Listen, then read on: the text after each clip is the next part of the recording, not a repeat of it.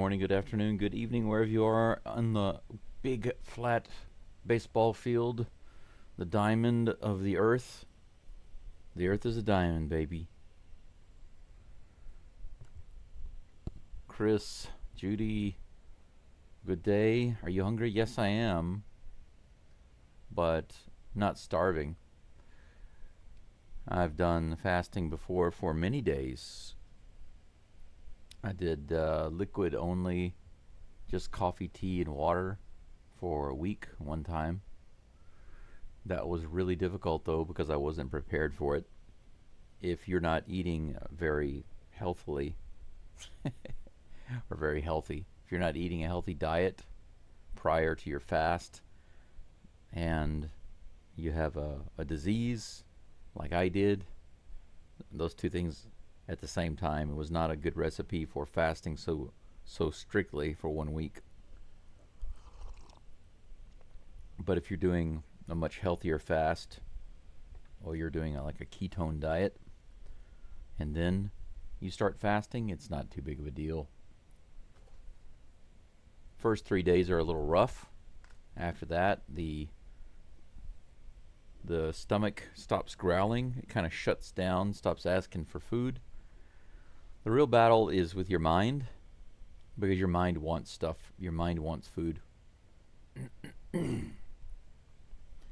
But it's okay, no big deal. What I'm wanting to do today, after this Astros win, I want to go over to the cafe in the city and have some breakfast. That's what I want to do. We'll see if I can do that. They're showing some highlights of John Singleton, who has been called up as one of the Astros' ways of replacing their loss at first base. I'm sorry, at third base, but John Singleton is not starting today, but he is on the roster.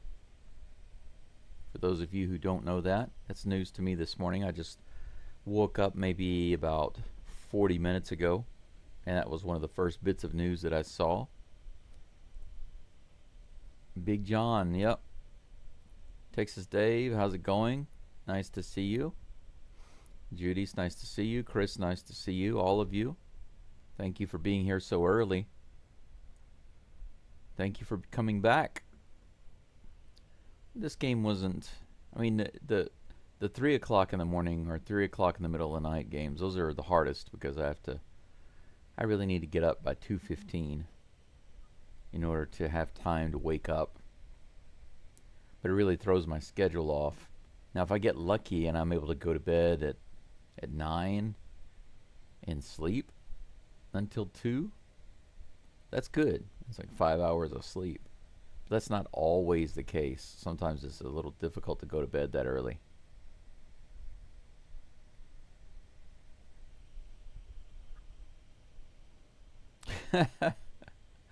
I think I pulled a hamstring just watching, Texas Dave says.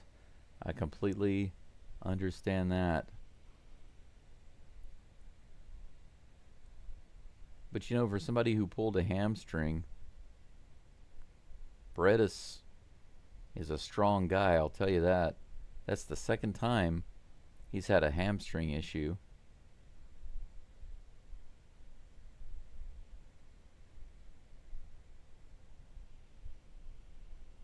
And both times, he didn't fall down. He didn't go down to the ground. There'll be no more Japanese babies. Right. Ah, okay. I see. Had a video just start playing there. There's a video that I saved for later. It automatically started playing just now, but it's a video about why the Japanese people are dying out, why the population is decreasing, basically why they're not having kids. But it's easy to see the reasons why. The primary reason is because of the economy. The economy's terrible. The yen is becoming weaker and weaker. Can't buy things. As the yen becomes weaker, foreign products become more and more expensive. And there are a lot of things that Japan has to get from the outside of the country. So, Judy, the copyright claims, there have been some, but I've been getting a lot better at it because I think game one I didn't have any copyright claims at all. Or was it? Let me see, which game was it? I can't remember if it was game one of this series or the last game of the last series. But one of those games I didn't get any copyright claims at all. I was very happy about that. But there's also some other interesting and good news. One of the Minnesota Twins games that I called a while back, more than a month ago, it was copyright claimed, and they tried to claim like 27 minutes of my video. 27 minutes. And I said, that's unreasonable. I'm not going to cut out 26 minutes. So I fought back against the claim. I refuted it. I refuted the claim. I said, this is not your content. There are a few short clips of your content within that time frame, but the bulk of the content is actually just me, just like you see right now. It's me talking on the screen. You can't claim the bulk of my video just because it's got some little clips in there. You can't do that. So I reject this. And I claimed that more than 30 days ago. Now the way the claim works is if they don't respond within 30 days, then YouTube automatically releases the claim and they can't make the claim anymore. And that was just released like 2 days ago. So I won my first rejection of MLB Media's claims. I'm happy about that. It's overreaching when they tell me that I have 26 minutes of their footage. No way. 99% of that was mine. Whoa, I forgot to turn my headphones on. Cam Smith is leading off the batting today. He's in the leadoff spot for Paredes. The first pitch from Brian Wu is coming in just a moment. There it is right there on the outside, but ball one. Good take. Cam Smith, Jose Altuve, and Victor Caratini is our first three guys. Here comes the next pitch to Cam Smith. Swinging a foul tip. 1 ball, 1 strike.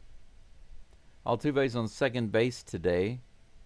Caratini is the DH. Christian Walker is batting cleanup. Here's the next pitch from Wu. Swing and a miss. 96-mile-an-hour fastball. 1 ball and 2 strikes. Judy says, trust me, brother, you're allowed 6 seconds. Ha ha ha. Used to be. They used to allow me like 15 seconds. Then it became 10. Then it became 6. Now it's 4. I'm not joking. It's 4 seconds. Here comes the next pitch. The 1-2. Fouled back. Count stays 1-2. Oh, I just realized that I forgot to turn that off. There we go.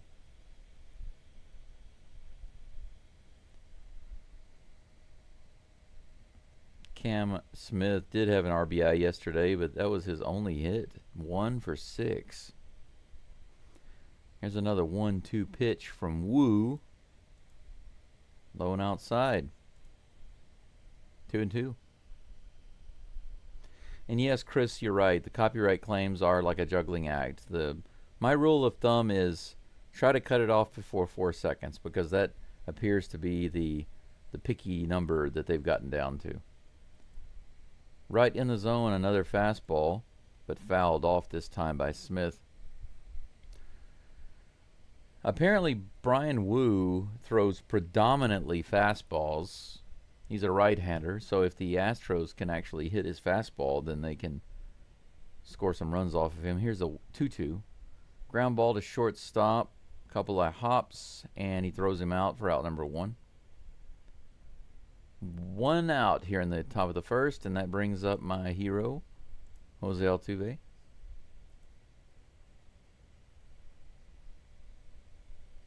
Showing how he's spraying it over the field. Opposite field homer, a couple of center field home runs, a couple of left field home runs off the center field wall. Here's the first pitch from Wu. Altuve seemed like he wanted to go after that one, but he held up high and outside, but in the corner for strike one.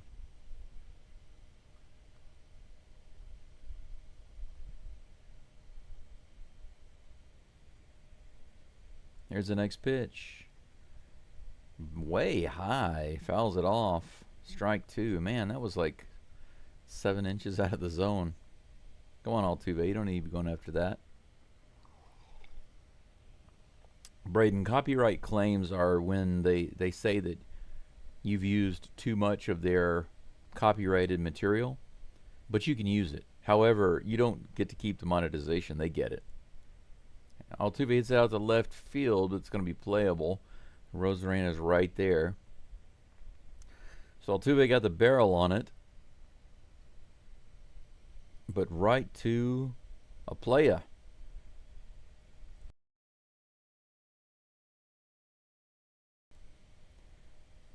The Batman comes to the plate.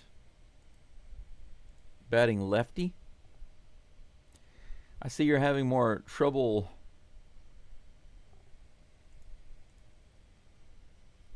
there, Braden, but I'm glad you're able to listen in now. Here's the first pitch to Caratini. Man, low and inside. Maybe he got the zone by a hair. Strike one. Let's hope this umpire is consistent today. I don't mind him calling that as long as he keeps calling it. Here's the pitch. Caratini rips one into center field. Right center field. How about that? 3 hits yesterday. Now he's on base. We have a 2-out base runner. 96 mile per hour high fastball.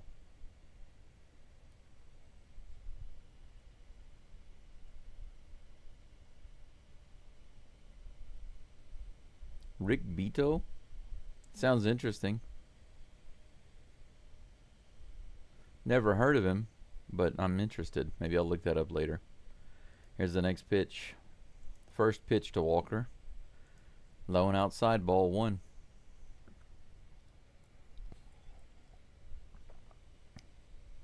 What I believe needed to happen for the Astros and for Walker has happened. John Singleton is in the dugout. Here's the pitch. A little... Oh my gosh. I was just about to say a little low, ball two. But it was called a strike. It looks like we're going to have one of those umpires. He's calling out of the zone right now. But we'll see if he keeps calling out of the zone. Here is the 1-1 pitch. Swing and a foul tip miss. Strike two.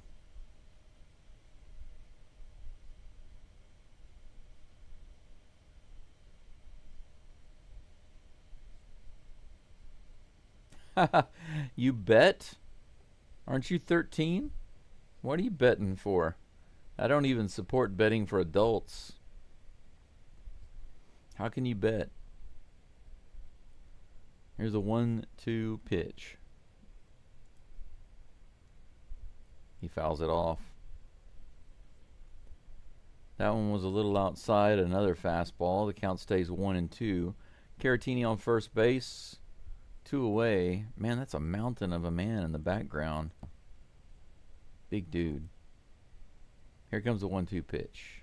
Little high outside. 2-2.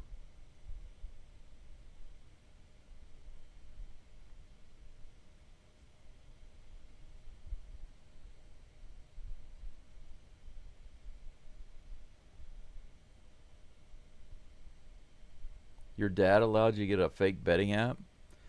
I'm not going to judge his fatherly call, but swing and a miss by Walker there. Strikeout. That's how Walker starts off today with a runner on first, strikeout. So the Astros have 1 hit and no runs on the board in the first inning. They strand Caratini, or Walker strands Caratini on first.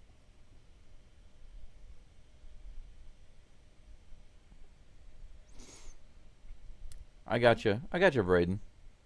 But I'm just against betting. I don't. Now, actually, a long time ago, long time ago, I used to go down to the Riverboat Casino and play blackjack.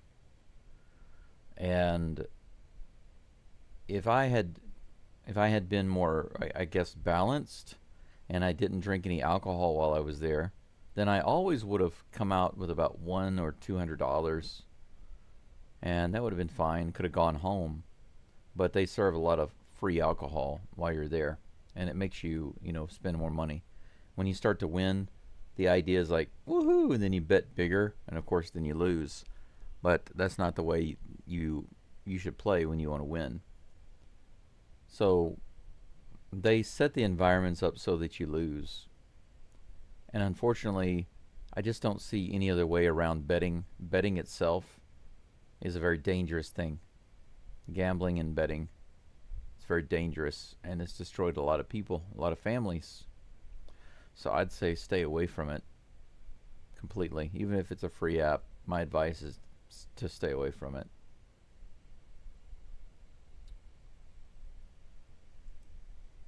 Yeah, honestly though, if your dad says you can do it, then and you feel that it's okay, if you believe it's okay, then you do it. It's just not what I would do. Personal experience, you have to look at the fact that I've been around for quite a while now. I don't know how old your dad is. I would guess that I'm older than your dad. I think that betting has been destroying sports. So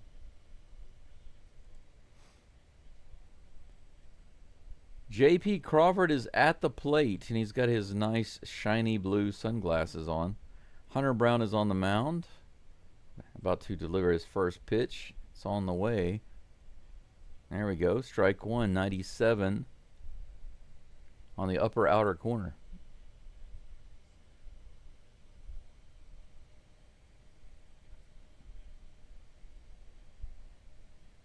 Here comes the 0-1 pitch. 97. Crawford holds up, but that's right in the top of the zone. Strike two.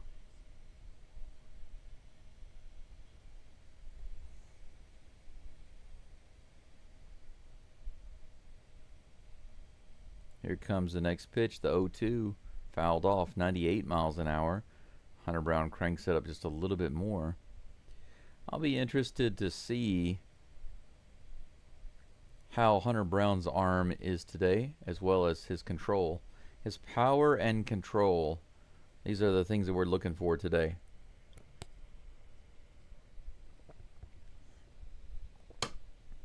Here's the next pitch. Fouled off again. 98 miles an hour. So 97, 97, 98, 98.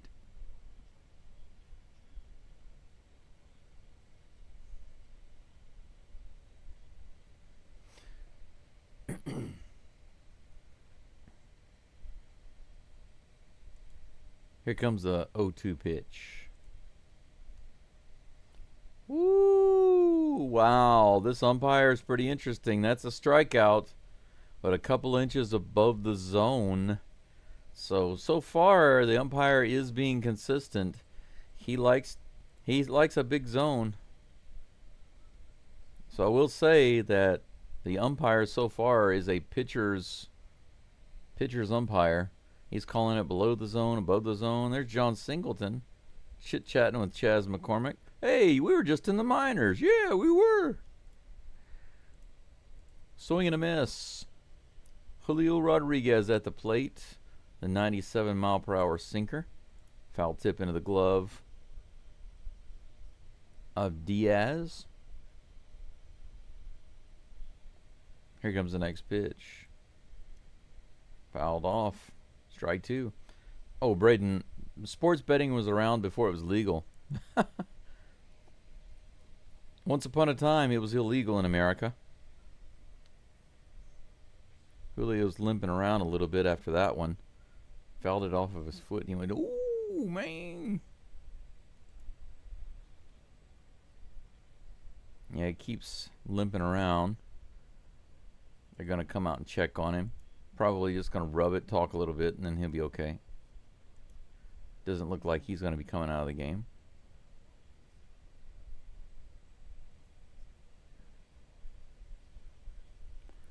The count is 0-2 with nobody on. 1 out.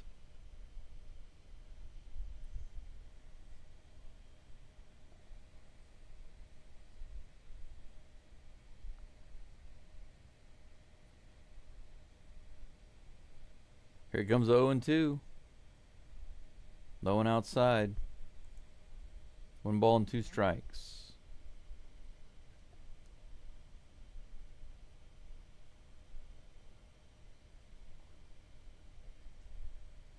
Well, good luck with you. You got some good guys on your fantasy baseball team. Here comes the 1-2. Rodriguez swings and misses. 93-mile-per-hour cutter. Swinging nothing but air. You know what I have to say about that?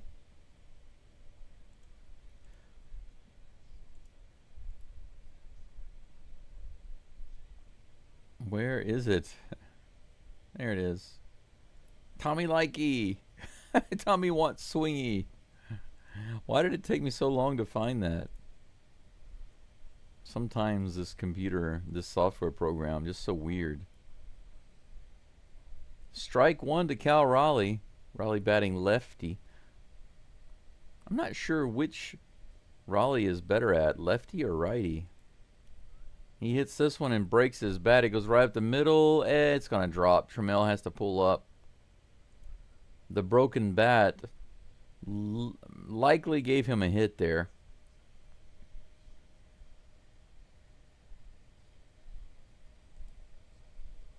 That fastball.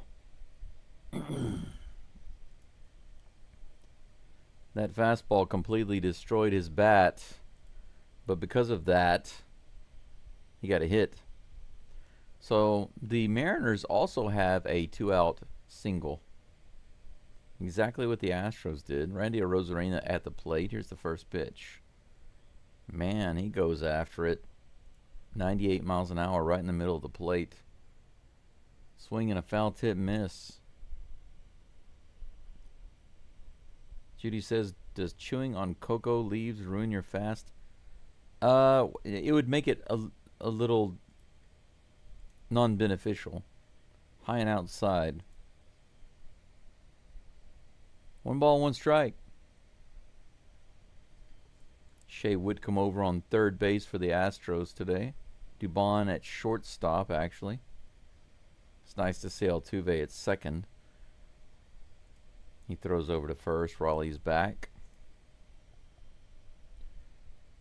The problem is that if you're chewing something, the body is working through a process of what it thinks is eating.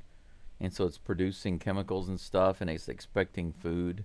And that's not beneficial for you when you're fasting. Below the zone, 2 balls and 1 strike. You want the digestive system to be shut down as quickly as possible, Judy.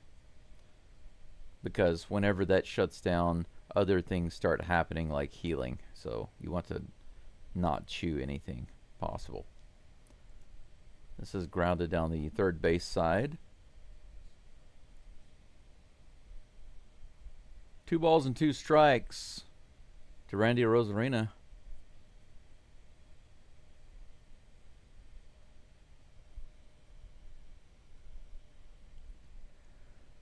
How am I feeling since fasting? Tired. But that's common. Throw over to first base. Tired and sleepy, but I think the reason I'm sleepy is because I had to get up at about 4:15 today. 2 outs, 2 balls, 2 strikes. Runner on first. Here's the next pitch from Hunter Brown. Little too far outside. We have a full count.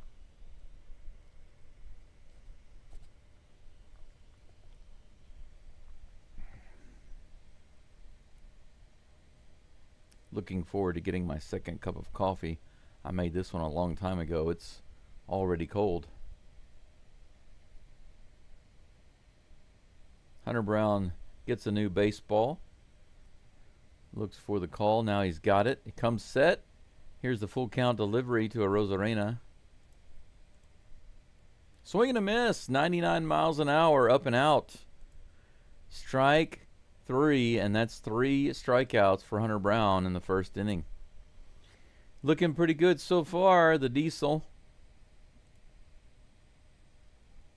Yeah, somebody mentioned, I was listening to a podcast the other day, and they were talking about a couple of things, and I was wondering, because originally they had Framber Valdez scheduled to be on the mound. Then they changed it to Hunter Brown. And I don't know if you guys know this, but I was listening to some of the podcasts talking about Hunter Brown in particular, and I think that there was a little bit of murmuring, a little bit of rumors going around about Hunter Brown and his last couple of starts, not pitching at the All-Star game, etc. And they didn't want to say it, but they came out and kind of said it anyway. But they were basically saying at this point they're just waiting for Joe Espada to come out and say that Hunter Brown is having some discomfort, right? They were like he's going to say the D word. And they said, "Oh, no, don't say that, don't say that." They got all superstitious. "Don't say that, don't say the D word. Yes, discomfort. No, don't say that, don't say that." But I feel like that was kind of going around between several of the different podcasters and news channels that were talking about the Astros and Hunter Brown. And I noticed that not too long after that, they swapped the pitchers for this game from Framber Valdez to Hunter Brown. So I wonder if that had something to do with why the swap. I don't know. I'm just pointing it out that it's interesting.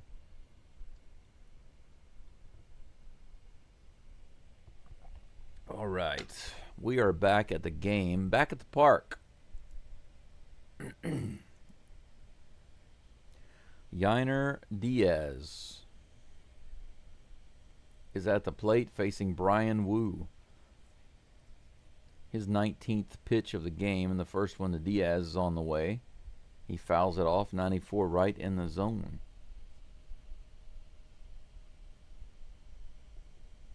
Colton Gordon starting in Arizona.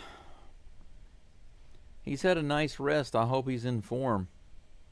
Here's the next pitch. He grounds this one down the third baseline. Yainer is putting the bat on the ball, but he's in the hole now, 0-2. 20 pitches now for Woo.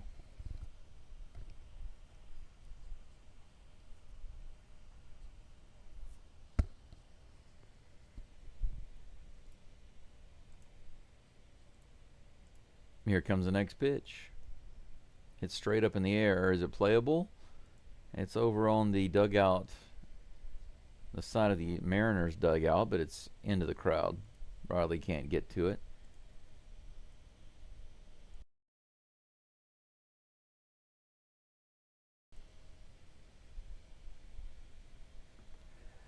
Back in Arizona. I wonder how Walker is going to feel playing in Arizona again. 0-2. Nobody on. No outs. Here's the pitch. What in the world is he doing there? That one was way above the zone. Check swing, but luckily fouls it off. I think likely it would not have been a strike if he had missed it. If it had missed his bat. Because he didn't really go around so much. Count remains 0-2. Here comes the toss. And did he go? Yes, they did. And you guys, guess what? Just guess what? What pitch did Yainer Diaz strike out on? I'll give you one guess. It was the Swiffer. Way outside and low. Almost in the dirt. Check swing, strike 3. And that's how Diaz gets played right now. Taylor Trammell at the plate with 1 out, nobody on. Batting lefty against the righty. Here's the pitch. Outside. Ball one. Venturecast, good afternoon to you. Or good morning from Japan. Grilling some ribs and drinking a cold one. Let's get a W and avoid the sweep. Amen to that. Here comes the 1-0 pitch. It's now 2-0, high and outside. By the way, Venturecast and everyone else, you can listen in on this, but I've started creating rookie cards for my members. Next pitch is right in there, swing and a miss by Trammell. 2 balls and 1 strike. Since I've got basically 3 membership levels, I've created 3 different types of rookie cards just for you guys. So whenever you join as a member, I create a rookie card for you. Well, let me back up. Swing and a miss by Trammell. Strike 2. The count is even, 2-2. There are 3 different levels. There's an entry level, mid level, and a high level. Depending on which level you get 1, 2, or 3 cards. Here comes the pitch. Fouled off. Count stays 2-2 against Trammell. So what I did yesterday was, right now I have 3 members. My first 3 members on the channel are Venturecast, Old Dog, and Fox at Bat. I created rookie cards and an all-star card. Fouled off by Trammell to the left side. The count remains 2-2. The next pitch will be the 30th for Wu in this game. So the entry-level card is a rookie card. The mid-level card is an all-star card. It's like a gold card. And then the high-level card is like a prismatic foil hologram card. And that's for the highest tier. Here's the pitch. Low. Full count. Trammell has the 3-2 count. If you're going to get on base, however you do it is fine by me. Just don't get hit. And here's a 3-2. He hits this one really hard to center field. It's going to be playable.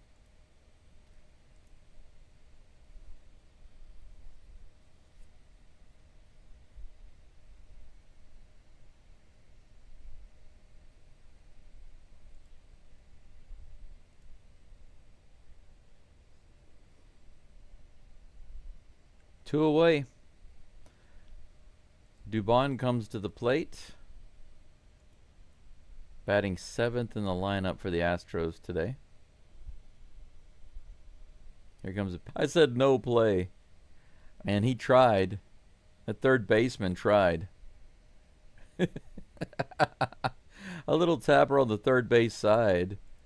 Dubon just puts his head down and chugs it out. I knew he was going to make that. As soon as I saw it, I said, no play.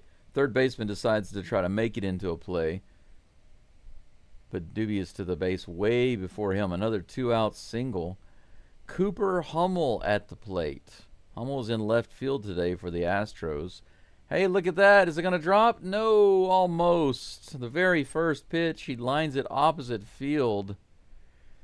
Almost gets a single, but that's 2 hits for the Astros. Pretty interesting. The Astros have a 2-out hit in the first, a 2-out hit, I'm sorry, 2-out single in the first, 2-out single in the second. The Mariners have a 2-out single in the first. Are they going to get a 2-out single in the second? We'll see. We will see. Let's see here. Ayush says, hopefully you can eat soon, because with our roster, we shouldn't really win any games. It's no big deal.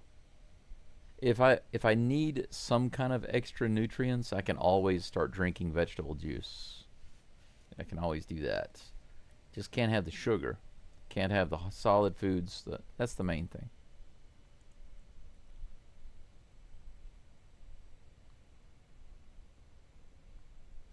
Crispy says Yonder needs major batting practice, laying off pitches a mile out of the zone. I am in agreement with you, bro. 100%. Yiner started having that problem, and I thought he shook it for a while there.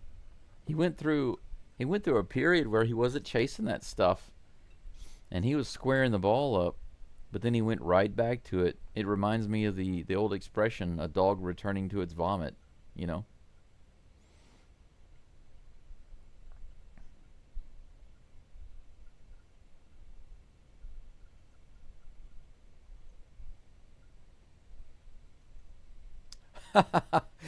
Yeah, I see Venture Cast thought Ayush was talking to him. It's okay, no big deal. It's hard to tell sometimes in the chat. Online and in the texts and stuff like that, you can't always pick up the context, right? Sarcasm also doesn't come across very easily in the comments and in the chat sometimes. First pitch on the way from Brown, outside and high. Jorge Polanco at the plate. 1 ball, no strikes here in the bottom of the second. Here's the next pitch.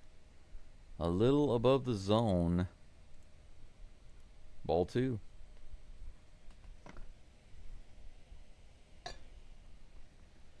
My second cup of coffee is going to be nice and hot. Oh, yeah. Here's the next pitch.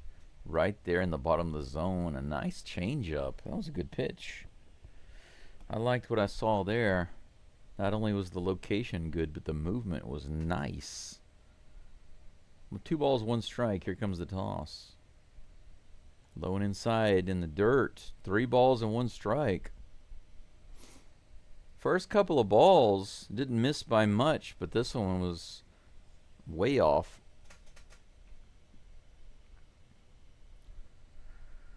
Relievers need to step up their game.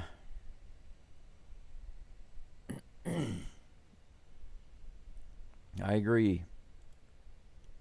This one's hit high in the air to the left side. Is it playable? Whitcomb is over and is just over the netting there. Full count. I use right now my number one problem with the Astros, or my number one beef, I guess you could say, is the relief pitching. I'm not going to complain about the hitting. I haven't seen any reason to complain about the hitting so far.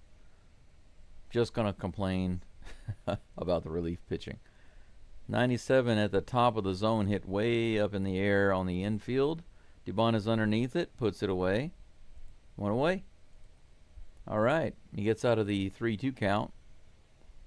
3 strikeouts and a fly out to the infield for Hunter Brown so far.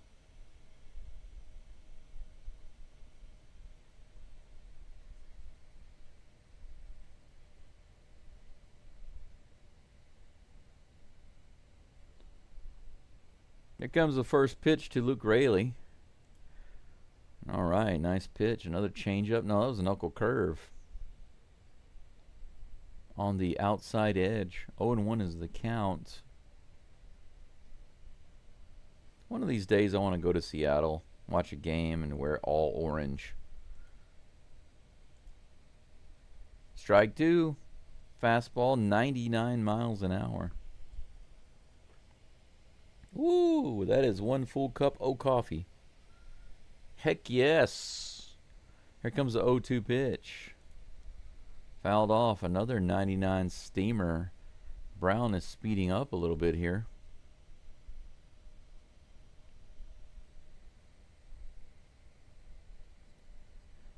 By the way, I meant to say any of you, or if any of you are out driving today and listening in while you're driving, welcome in. I appreciate being here. Swing and a miss. Strike 3.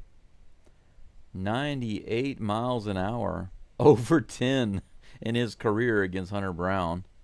Luke Raleigh. Man, take a look at this. Whip. Tommy Likey. Tommy wants swingy. I'd like to turn that. I'd like to make an audio with that where he says that. Here's a pitch. Right in there. with the AI tool, you can definitely sample his voice and then make the clip, remake that part where he says, "Tommy want wingy." You can put just a little S in there. "Tommy want swingy." You can put that in there. Wow, guys. Again. First inning Astros. 2 outs, single out. Mariners. 2 outs, single out. Top of the second, Astros. 2 outs, single out. Now the Mariners in the bottom of the second. 2 outs, single, and we're going to get an out here. Swing and a miss, 98 miles an hour on the outside edge, swinging and a miss, swing and a miss, swing and a miss. Strike one. This inning is deja vu. Here's the pitch. Another swing and a miss. This one was in the dirt. What in the world? The knuckle curve got him going around. 0-2.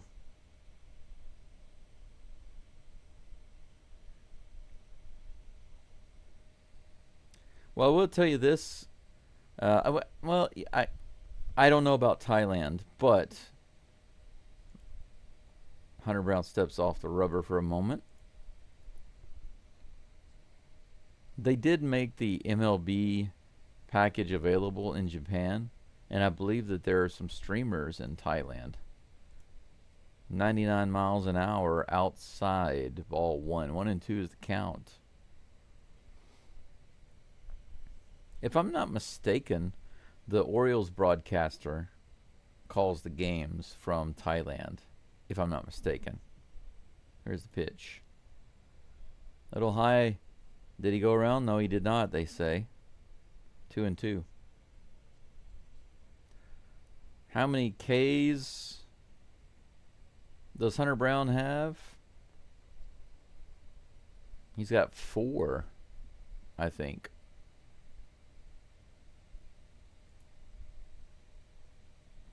Here's the next pitch. Right. Hunter Brown. Nice. 5 strikeouts.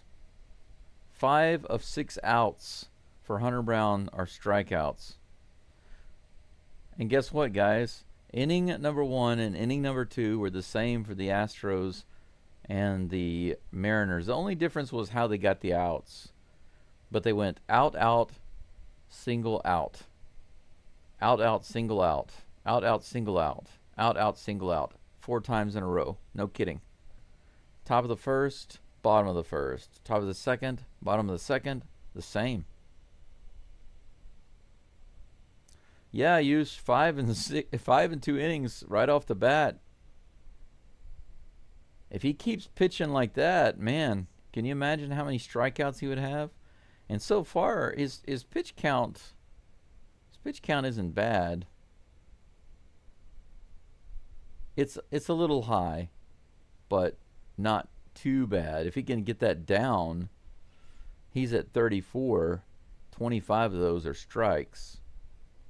If he could bring that down to like at least no more than 15, if he could get it, preferably, if he could find a way to get it to, let's see, what would the minimal would be? He would have to get it down to 9, but that would be 3 strikes per batter. That'd be a little difficult to do.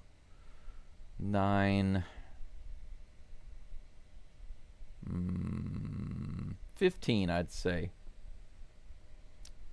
If he could get it down to 15 per inning and keep picking up the strikeouts, that'd be good. Lovely cheerleaders. Nice smiles. Everybody looks happy. Shea Whitcomb is at the plate. He is batting last.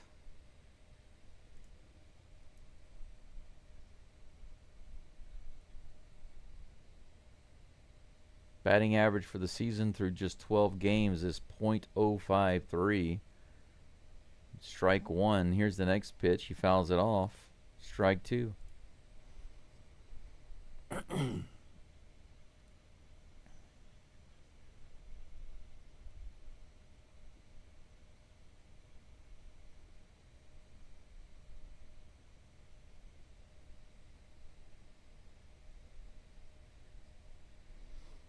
comes the 0-2 pitch.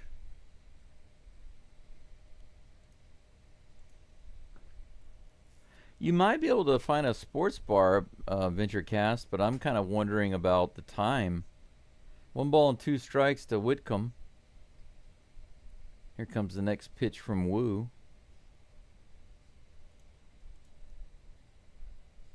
Fouls it off. Count remains 1-2. I'm kind of wondering about the time. Is there going to be a bar or a sports bar that's actually open during the time of the game? That would be my main question. Here comes a 1-2 pitch. He fouls it off again. That was in the bottom of the zone. Darrow, hello to you. Thank you for being here.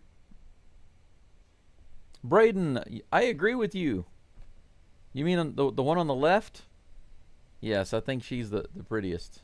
I agree. We are in agreement. You have good taste.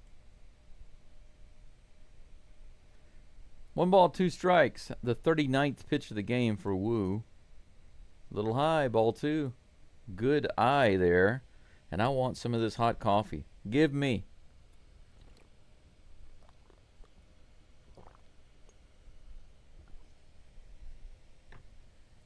To quote some of my Chinese students, give me. Here's the pitch. Oh, little low and outside. Whitcomb let it go because he thought it was low. Whitcomb let it go because he thought it was low, but it was a strike, yo. And that's another strikeout for Wu. 1 down in the inning. So far, the Astros are still on target to do the same thing. 2 outs and a single. Is it going to happen again for the 3rd inning in a row? Cam Smith at the plate. Swing and a miss on the inside. Strike 1.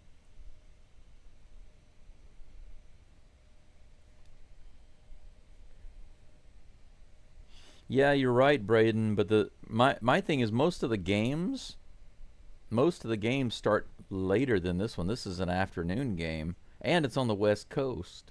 So most of the games are not going to start at this time. That one is low for ball 1. The count is even. The Swiffer misses.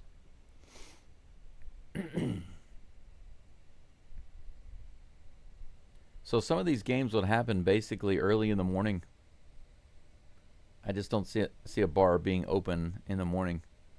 Swing and a miss, 96 miles an hour, low and inside. 1 ball and 2 strikes.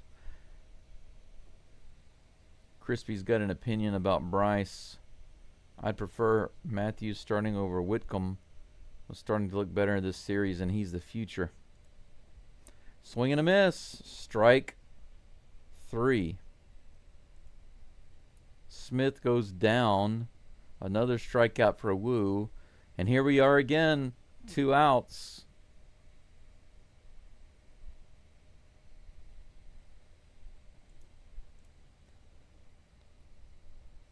Look at this. Jose Altuve, best batting average in July. He's batting .382. He's the 2nd best behind only Kyle Stowers. First pitch he takes outside for ball 1. Good take. Come on, man. I got your jersey on today, Altuve. You're my man. I believe in you. Here comes the 1-0 pitch. Right in there, and he grounds it to 3rd. Scoops it up and fires over and gets Altuve. So he grounds out for out number 3. Altuve breaks the cycle of out single. So no more of that. No more out single out. Interesting. 3 up and 3 down for the Astros in the top of the 3rd. Nothing going on, just a couple of hits for each team and lots of strikeouts going on so far this game. 5 strikeouts for Hunter Brown, 4 strikeouts for Wu. Think about that. There are 9 strikeouts in this game already. It is a strikeout festival. A strikeout matsuri. If you guys want to know how to say festival in Japanese, that's how you say it, matsuri. Matsuri. You can say it's a strikeout Matsuri. But Crispy, I guess you're talking about Matthews being over on third base?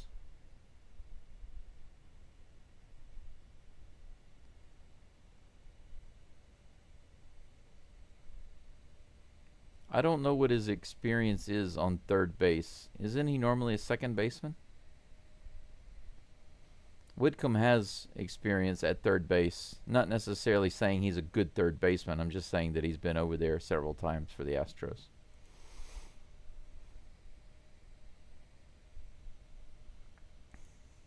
And to be honest, I'd rather see Altuve on second than anywhere on the field.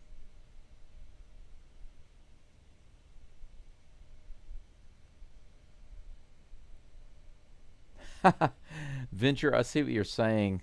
There are a lot of bars open around the clock, but they care more about soccer. Yep, welcome to Asia. unless you're in Taiwan, Korea, or Japan. If you're in one of those places, then they care more about baseball. And that's for sure. Hunter Brown back up on the rubber. Here's the pitch to Miles Mastrobuoni. Outside. What kind of sausage do you guys like? Do you like pepperoni? Bratwurst? No, Mastrobuoni. Cut him up, Hunter Brown. That's a strike right down the middle. Cut up that Mastrobuoni. Toss it on the pizza and shove it into that wood fire oven. This is hit right through the right side. That's going to be a single.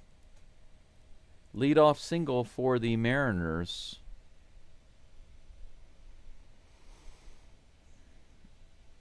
Braden asks me about the pitcher for the Mariners.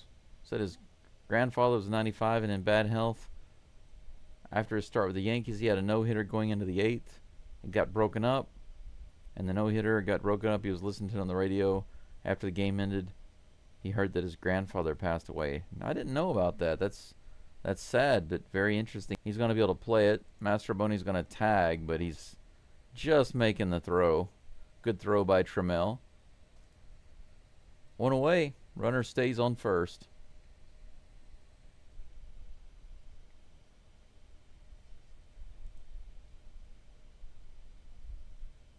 Yeah, Daryl, I'm with you on that. I hope the Astros finish strong today as well, with a lot of spicy flavor. Rodriguez at the plate takes the first pitch outside. The cutter. Haven't seen a lot of cutters from Brown today. 1-0 is the count. The 40th pitch of the game coming up for Brown in just a moment. Would be nice to see a double play. Here's the pitch. Right in there, 91 miles an hour on the slider. 1-1.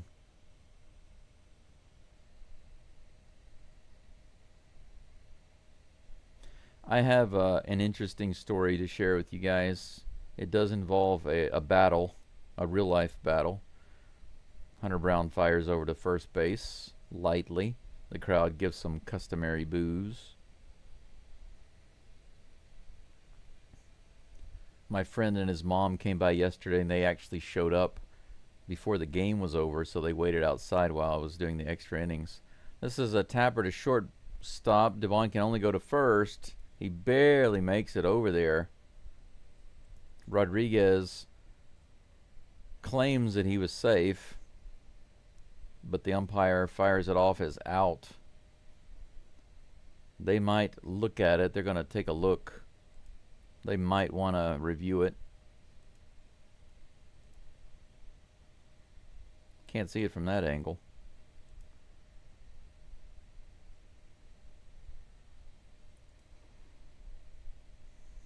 Can't see it from that angle either. Two bad angles. Gonna have to come up with something better than that.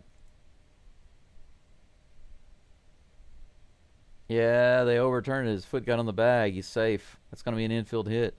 Dubon waited too long to throw it. He kind of double pumped there. I guess he was thinking about going to second, but because of that delay, Rodriguez was able to beat him, and now Cal Raleigh's at the plate with 2 runners on and 1 out. I do feel good, though, that Hunter Brown is on the mound. I'd feel a little scared right now if not for that. I'm not going to lie to y'all. Here comes the first pitch to Raleigh. Ooh. Fouled off of Diaz's mask, but he appears okay. It also hit the umpire, but you know. Meh. There was a stinger, see? Hit me right in the face, see? I couldn't see because it hit me in the face. Meh. That's how an umpire talks in Seattle. For some ridiculous reason, the Mariners crowd is doing a one-handed wave. I don't get it. High check swing. Did he go around? He did not. That's ball 1. 1-1 is the count. For those of you who don't know, maybe you're just coming in, we are in the bottom of the 3rd. 2 runners on with 1 out for Hunter Brown. Runners on 1st and 2nd. Cal Raleigh at the plate with a 1-1 count. Runners are going. Stealing 3rd. Here's a throw. And Whitcomb can't handle the throw. He drops the ball. Double steal is successful. Mastroboni gets over to 3rd. Rodriguez gets to 2nd. I don't know if the throw even got there in time. No, it didn't get there in time, but Whitcomb brought the ball down a little too fast, I think. He didn't secure it. Yep. Yeah, it didn't matter. He was safe. But you got to hang on to the ball, though. It came out when he tagged him. Runners on 2nd and 3rd. Here's the 2-1 pitch. Check swing. Did he go around? They say he did not. 98 miles an hour on that one. 3 balls and 1 strike.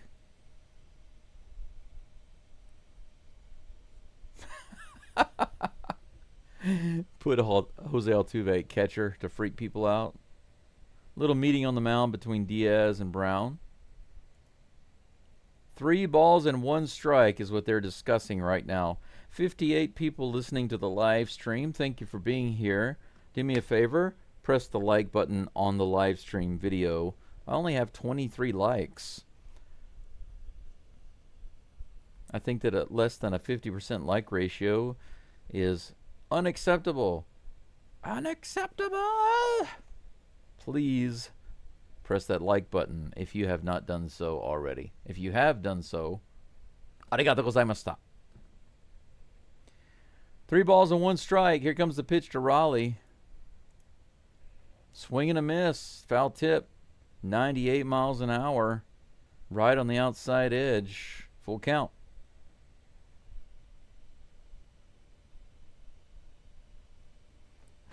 Daryl, you know, I wonder how many different positions Biggio played while he was at the Astros.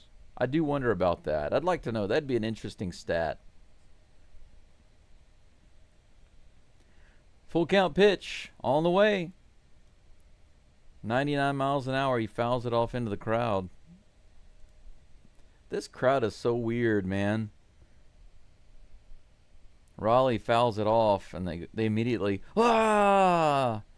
As soon as he swings the bat, every time, they freak out. Hey, just like that, we're up to 30 likes. That's good. We're almost at 50%. 60 people, 62. A few more likes to get it over 50%. That'd be just swell. Here comes a full count pitch to Cal Raleigh. That one goes straight up. Is Diaz going to be able to make the play? No, it's out of play. 98 mile per hour fastball. The count remains full. A little bit of a battle going on.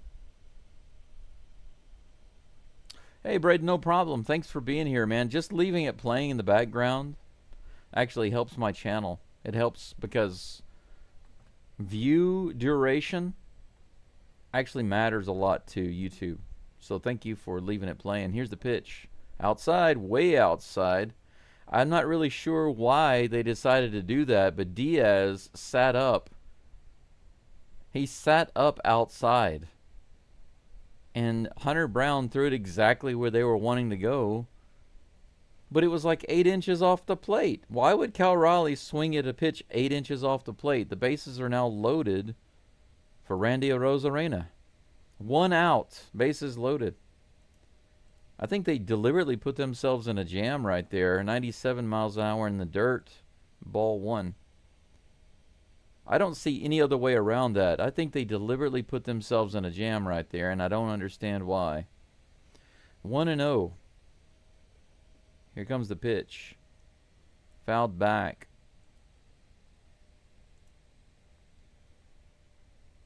One ball and 1 strike to Arozarena. Was it Old Dog that said, "Hey, Arozarena"? I don't see Old Dog in the chat right now, but I think he said that yesterday or the day before. I can't remember if it was him or not. Here's the pitch. Fouled back. Again, strike 2. Is Hunter Brown going to strike himself out of this inning? That'd be awesome.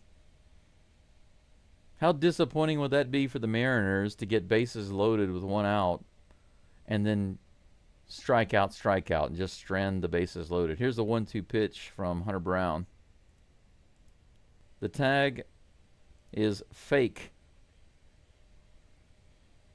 Out number 2.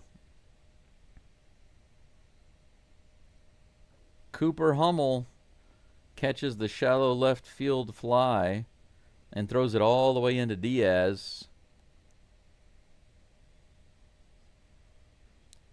Bases remain full with 2 outs. Jorge Polanco comes to the plate.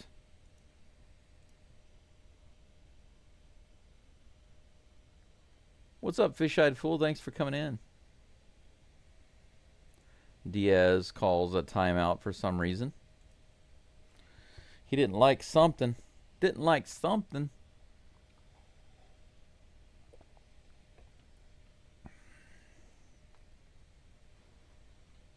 Here comes the first pitch. Polanco takes it just below the zone. Man, that was close. Ball 1. I'm surprised, though, that the umpire didn't call that a strike. He's called a couple of those strikes. I mean, he has expanded the zone a little bit in every direction. Here comes the 1-0 pitch. Another one below the zone, but that one about 3 inches below. Don't go back to the same pitch, bro. He didn't swing at the first one, and he threw the exact same one again? Why would you do that? 2-0 is the count. Here comes the pitch. He throws the same pitch again, but that one's in the zone, just barely. Strike 1. 2 balls and 1 strike to Polanco. Here's the 2-1 from Brown. 97 in the top of the zone. He fouls it off. Back into the crowd. 2 balls, 2 strikes. Bases loaded with 2 outs. Jorge Polanco at the plate facing Hunter Brown. Hunter Brown was doing so well until this inning. He's given up a couple of hits, but he can get himself out of it right here. Here's the 2-2. 2 runs on the RBI single to right field. 2-0 Mariners. Runners on the corners for the Mariners, and Hunter Brown does not come through. He only needed 1 strike. 98 miles an hour right in the top of the zone. Altuve tried to get it. Just couldn't get it. Look how close this was to Altuve. They need to show that close up. I mean, you talk about just barely over his glove. Maybe 1 or 2 feet over his glove. Runners on the corners, 2 outs, and that brings up Luke Raleigh. Or Rayleigh. Here's the pitch. In the dirt. Ball 1.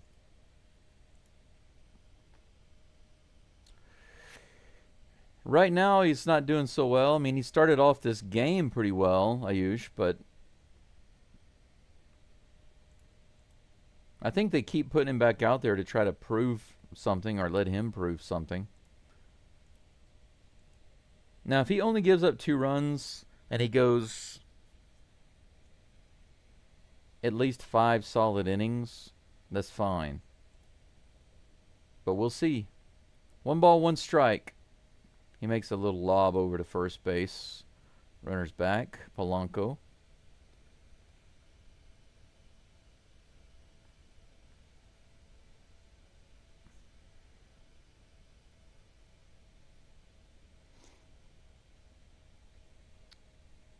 Here's the next pitch. In the dirt. 2-1.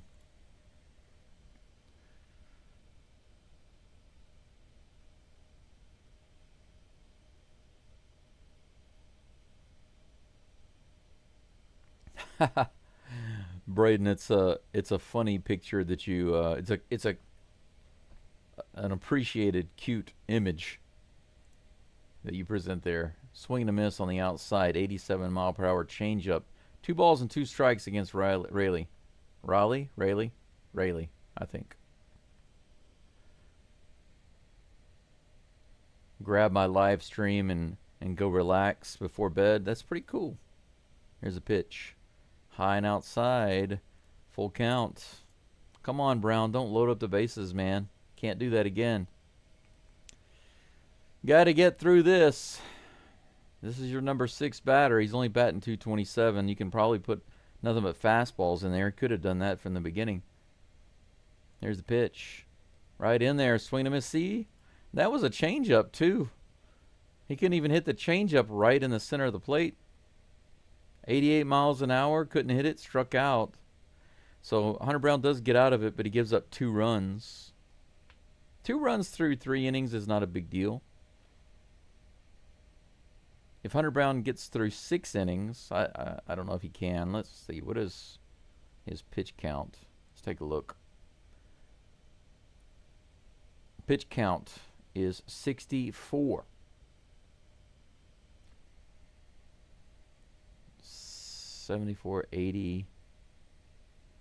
Yeah, he's not going to get through 6. That's my guess. Hunter Brown cannot get through 6 innings. He's just going to get through 5. Assuming that he does all right in the 4th and in the 5th, I think that he won't be able to get through 6 innings. Because he would have to go to 100 pitches, I believe. And I'm not sure they're going to let him do that right now. Let me turn my fan on. I was like, man, it's hot in here. Why is that? My fan just kicked off. It has a timer. I'll be back in just 1 second, guys.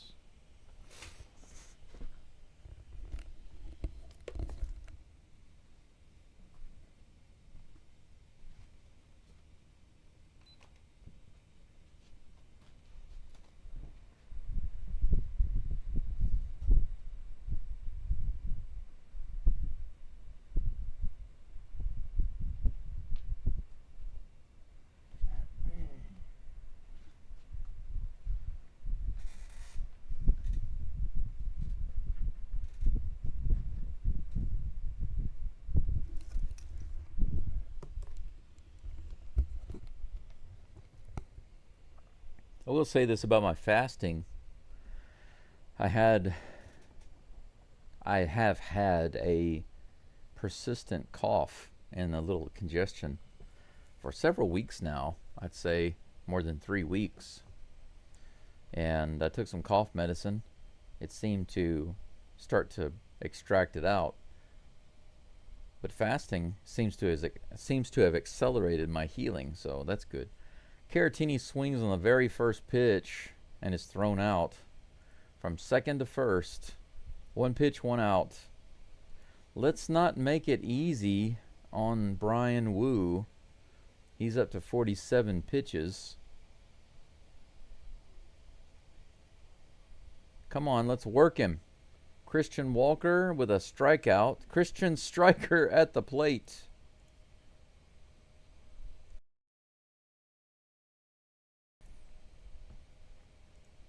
Here comes the pitch.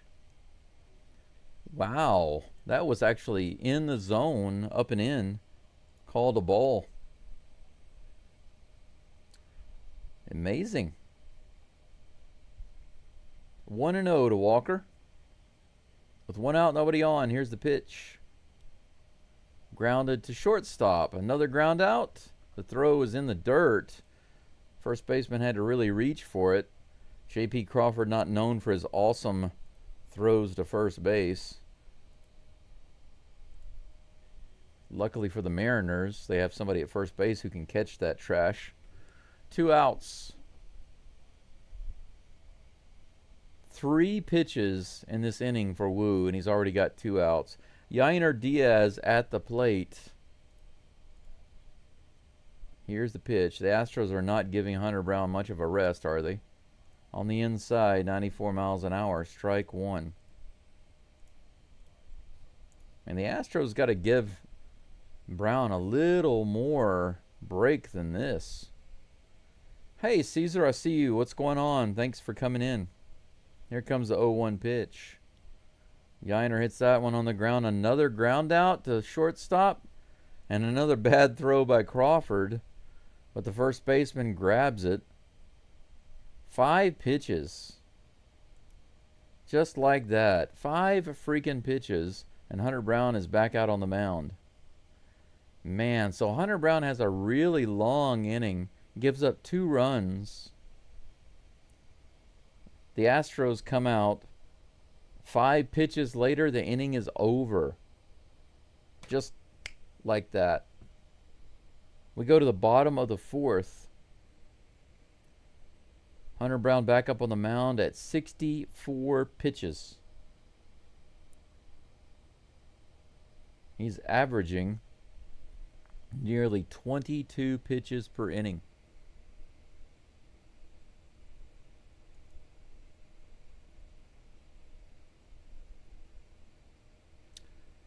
Let's see here. Braden, where I'm at, yes, it is 6:18 in the morning.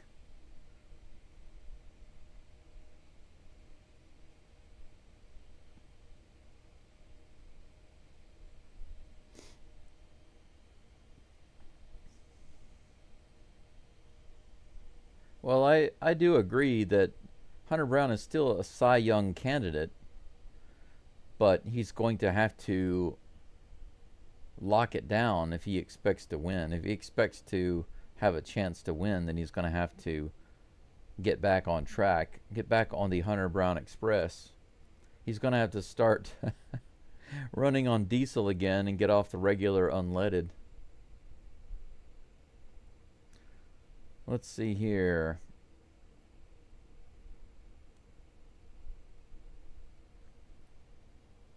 Yeah, whatever time it is in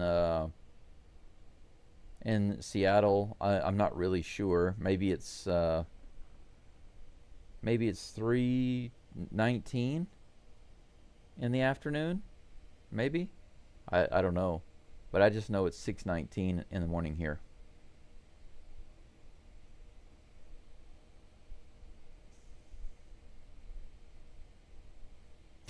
Braden, definitely not worth getting that upset.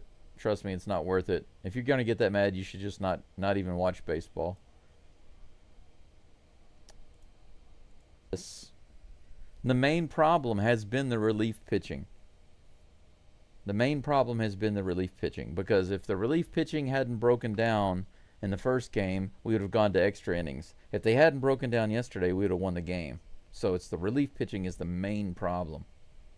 Here's the 0-2 pitch. In the dirt inside. Ball 1.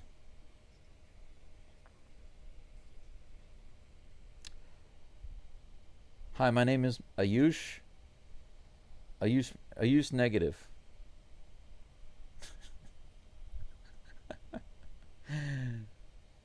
You always amaze me. Here's the pitch. The 1-2 rather. Just below the zone. 2 balls and 2 strikes. No outs, runner on first. Even Steven count to Dominic Canzone. It's 4 hours. 4 hours difference. 2:20 in Seattle. Okay. Makes sense. Fouled back. The count remains 2-2. You're right, Judy. You're right. That's actually one of the reasons why I was able to easily give up the NFL. Among other reasons. There were several reasons. But sometimes I've thought about whether I should give up. Well, you can actually hear a train in the background right now. Man, that was a strike. But unfortunately, Diaz was set up on the outside, and when he moved over to grab it, it appeared to be a ball. Bad frame, bad catch there. 3 balls and 2 strikes. Here's the pitch. Right in there, and it's going to go up to the middle. Trammell comes in and grabs it for out number 1.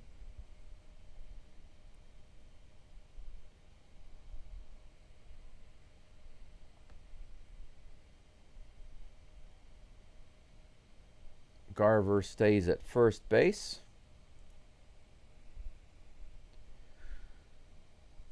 Yeah, it really is silly when you think about it. Bunch of guys, bunch of grown-up men playing a game that they've been playing since they were kids and getting paid millions of dollars to do it. Crazy. Right in the bottom of the zone. How is that not a strike? Wow, that was right in the bottom of the zone. I mean, it was not even close to being a ball, but it was called a ball. 1-0.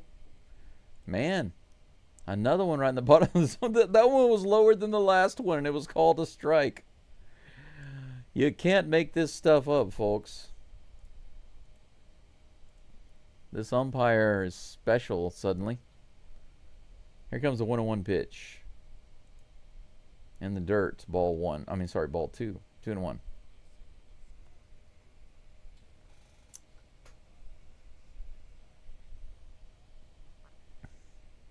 Hunter Brown's not looking that bad, Ayush. He's not throwing 40 pitches per inning. He's only given up 2 runs. 2 runs and 3 1/3 innings. I think that's how many McCullers gives up minimal in 1 inning, generally. 3 balls and 1 strike to Mastrobuoni. Here comes the pitch. In the dirt, ball 4. Now we have 2 runners on. So a hit by pitch, a fly out, and then a walk. Gonna have a little visit on the mound? Not yet. No, we are. Hey, I called it. He's on his way out right now, Josh Miller. Man, it's nice to see he and I are a little more in tune. Good for you, Josh Miller. Good for you. That's right. Give him a little hug, a little love. Astros.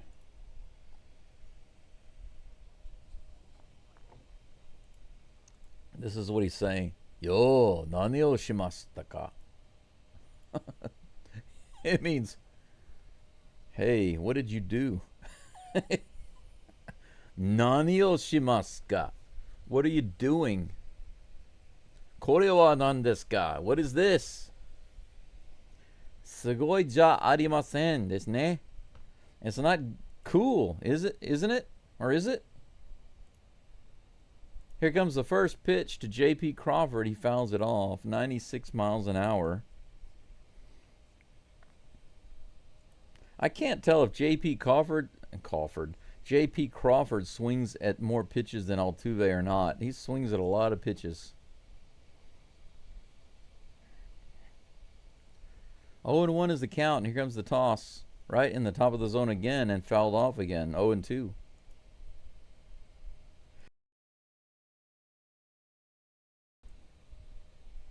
Runners on first and second with 1 out. In the bottom of the 4th, J.P. Crawford with the 0-2 count. 80th pitch for Hunter Brown right here. Fouled back.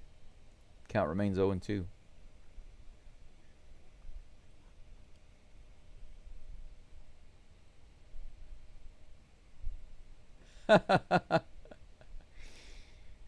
Braden, trust me, bro. Let me give you the best life advice you've ever had.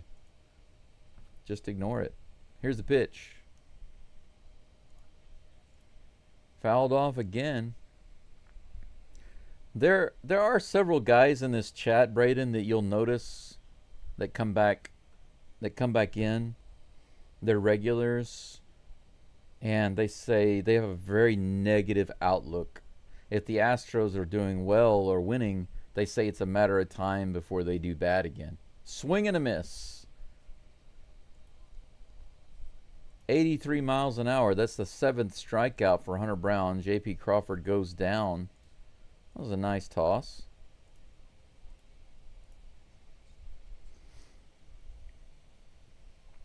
Two outs. Runners on first and second. Julio Rodriguez comes to the plate. He's the next victim for Hunter Brown. 82 pitches. Here's the 83rd. Little tapper right up the middle. It's going to get through and score a run. Runner moves over to third base. We have runners on the corners. 3-0 Mariners. That was just a tapper up the middle, but there was too big of a hole. Should have been a ground out. He just got lucky with the placement. If you look at the location of that, just tapped. Look at that, just a bouncer. Just perfectly through the hole there. Nothing but luck for the Mariners.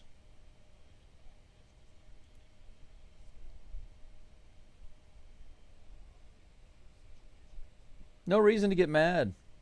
Who cares? Who cares what they think? Hunter Brown lobs it over to first base. Rodriguez gets back. Cal Raleigh at the plate. He's got a single and a walk today. The walk should never have happened. Let's see if they buckle down and pitch to him right this time. Here's the pitch. Curveball outside. Misses. Ball 1.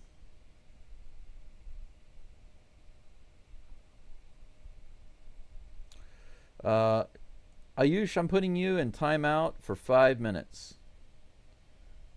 Can't be attacking the other people in the channel.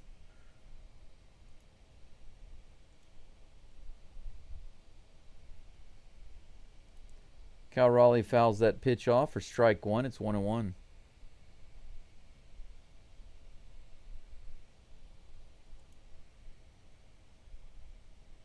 Here's the pitch. Swing and a miss. 96 on the outside. 1 ball and 2 strikes to Cal Raleigh.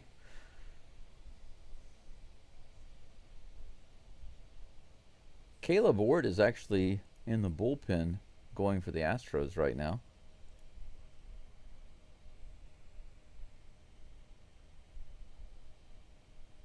Little thrower to first base. Rodriguez is back.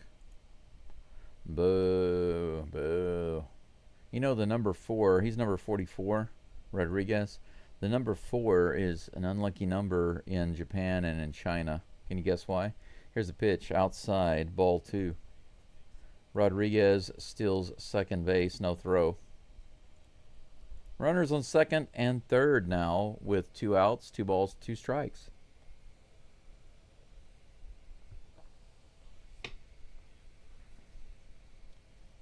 Here's the next pitch. High and outside, full count. We have another full count. Now, the last time this happened, Cal Raleigh had a full count. Diaz and Hunter Brown called a fastball outside. Diaz sat up outside of the plate and they threw one like 7 or 8 inches off the plate. Of course, he didn't swing and he got a walk. Hunter Brown steps off the rubber. I'm interested to see what they're going to throw right here. Diaz is right in the middle of the plate. Here comes the pitch. In the air. Cam Smith is underneath it. Out number 3. All right. So he went with a knuckle curve right down the middle. He kind of floated to the outside a little bit, actually. Raleigh swung at it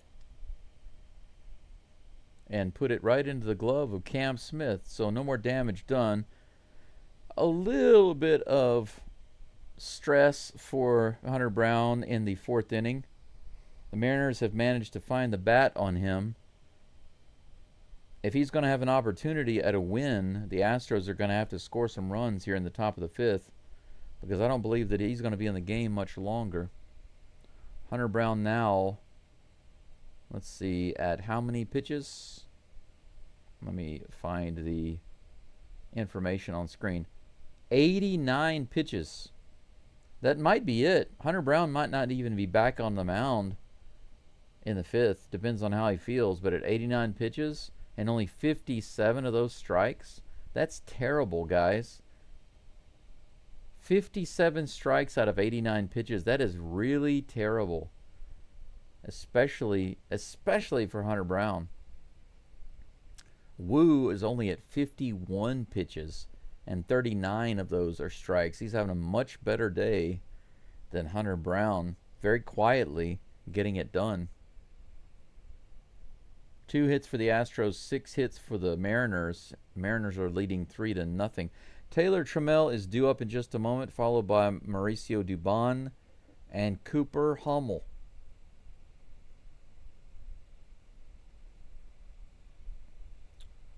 Shoot, I see your comment, but I'm ignoring it because it's too extreme and ridiculous. Of course I don't agree.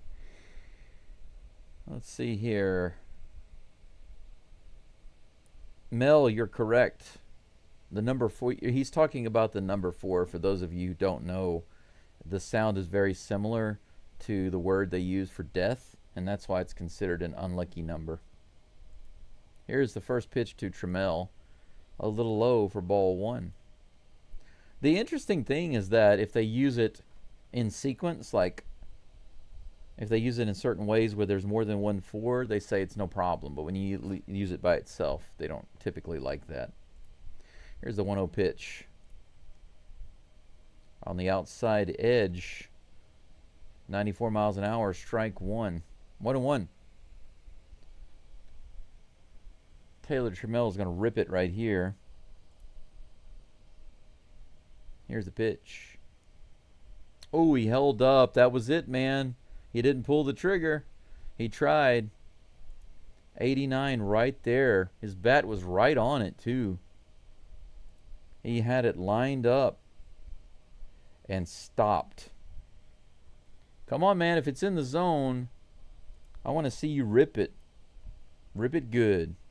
Rip it real good. Here's the pitch. High. Good take. 2 balls and 2 strikes.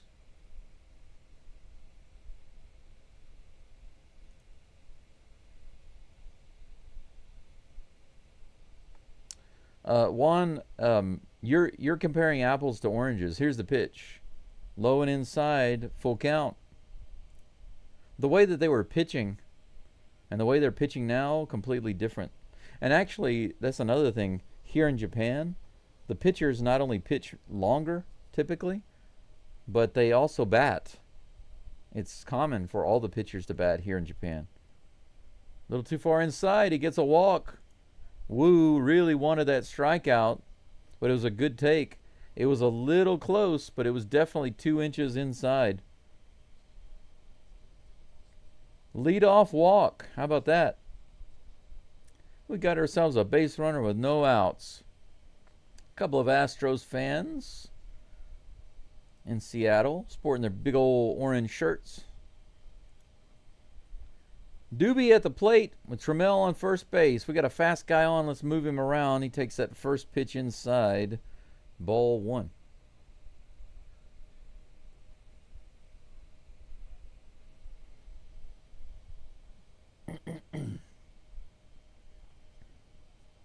Here's the pitch. Doobie rips it into left field. That's going to be down. How about that?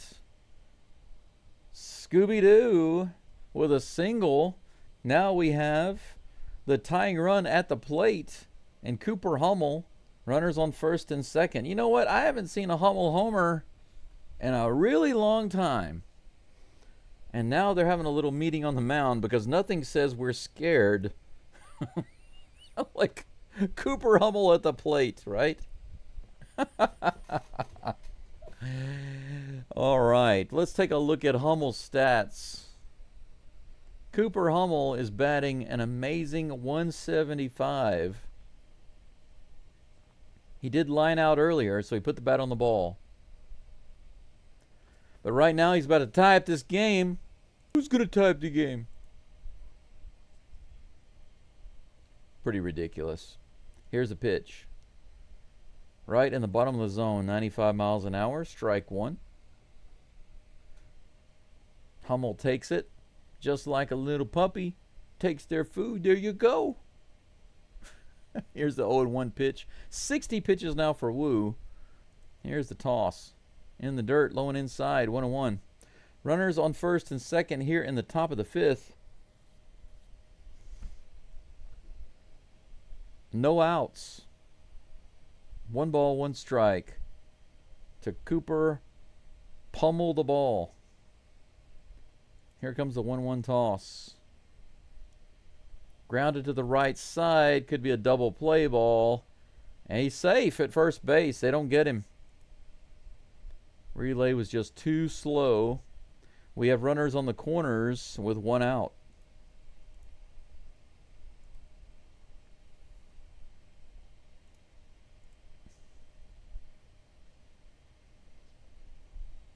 That was actually not a bad transfer by Crawford, surprisingly. Could have been an error and a scored run right there. Crawford is always so prone to errors. Whitcomb at the plate with runners on first and third. 1 away. Come on now, Whitcomb. Here's the pitch. Just a little inside. Good call by the ump. Ball 1.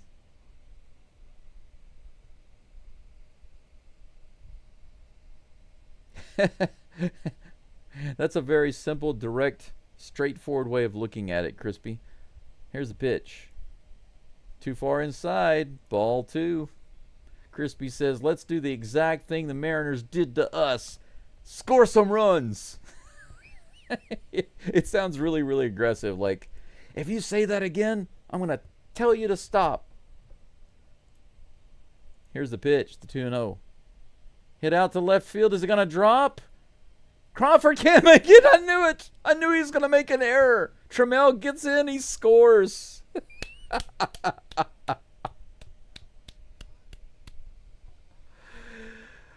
That's right. That is absolutely right. The ball hit his glove. He couldn't make the play. Thank you, J.P. Crawford. I can always count on J.P. Crawford to come through for the Astros. He got out there and he had the chance to get it, and it just bounced off his glove. Boom. Trammell held up, and he rushed home and scored. How about that? 3-1. Please give him an error. Please give him an error. Don't give him a hit on that. Give him an error. Runners on first and second with Cam Smith at the plate. Give us the lead, bro. Give us the lead. Big hit. Come on. Here's the pitch. Fouls it off. Ooh, that one hit Raleigh pretty hard. He's limping around. That foul tip at the plate.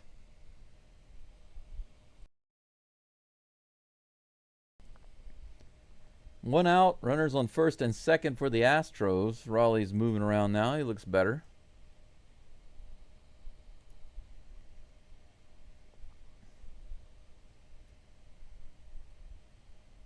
Oh, 1 is the count. Brian Wu still on the mound. This is his 67th pitch of the game. Too far inside. 2 balls, 1 strike. I wonder if the Mariners are going to have somebody warming up in the bullpen. Maybe not. I mean, I don't know. He's at 68 pitches now. Maybe they're just going to let him stay in and work it out. Here's the pitch. Ah, half swing. That could have been a ball. Low and away. Good sinker.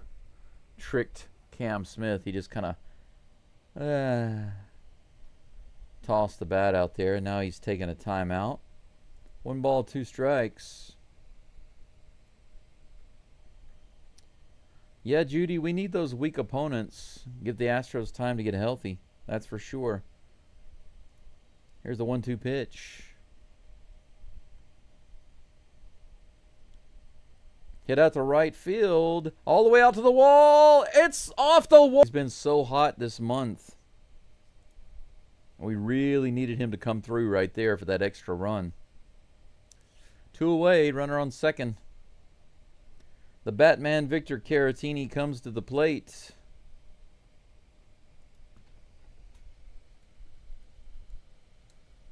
Come on, Batman. Low and inside. Ball 1. Yeah, he was. Like a trailer, man. If he hadn't been, he would have been out for sure. Here comes the 1-0 pitch. Low and inside again. 2 balls and no strikes. He's had to throw quite a few pitches this inning. Here comes the next pitch. Man, this crowd is so quiet now. Grounded to first base. That should be an out for, yeah, Rayleigh. He grabs it and steps on the base, but Cam Smith drives in 2.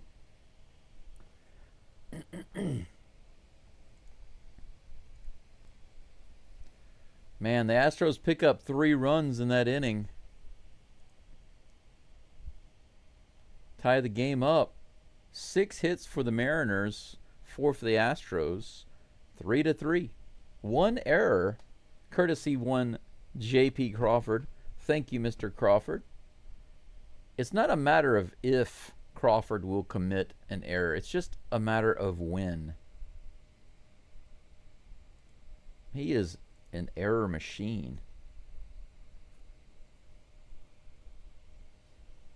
Yeah. Just believe, believe, believe, believe, believe, believe. You know, Ayush, you don't realize, but what you just said is negative. Take a look at what you said. We just scored 3 runs, and you still can't say anything positive. We scored 3 runs. We tied the game. It's a new game. And your response is, now don't give up the lead. We don't even have the lead. The game is tied.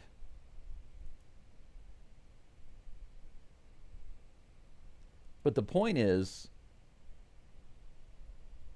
say something negative. Seriously, say something negative, guys. Why should I have to tell you this? You should know this. In life, you have to learn that. In every aspect of life, don't think that way.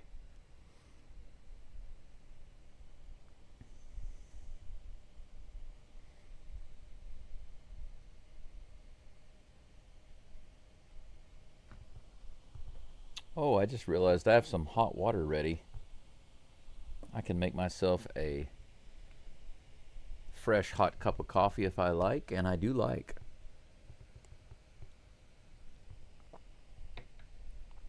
Caleb Wart is going to be on the mound for the Stros.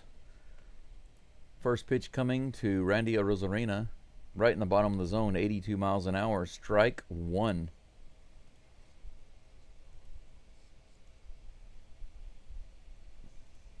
Caleb Wart.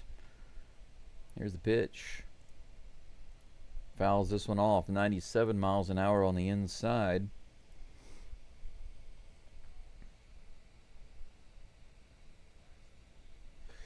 Well, Daryl, you can say that, but even that I disagree with. I think that what you believe you're going to get is what you get in life. That's what I believe. Foul ball. The count remains 1-2. Here comes the 1-2 toss. Okay, out number 1. Infield fly ball.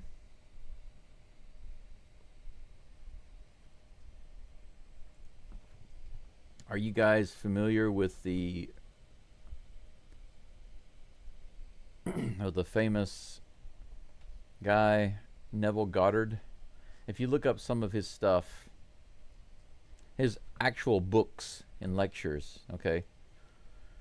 Next batter is Polanco. First pitch is outside for ball 1.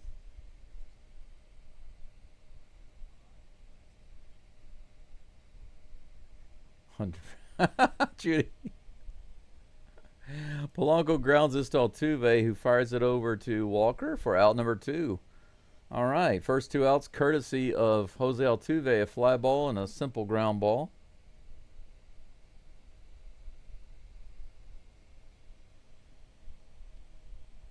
Well, you know, Crispy, the fact is that the majority of people, they live their lives by their emotions.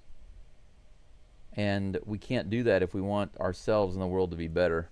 Swing and a miss in the dirt. And I'm not here to preach. I'm just saying the truth is your life follows what you really believe. And what you really believe comes from your emotions, and your emotions can be controlled. Think about that. Here's the pitch. Swing and a miss. Outside and low. The changeup gets him going. 0-2 to Luke Raley. 2 outs, nobody on. Caleb Ort now with 8 pitches. That's Fromber sitting over there looking cool in the dugout. Here's the pitch. In the dirt. Ball 1. 1-2.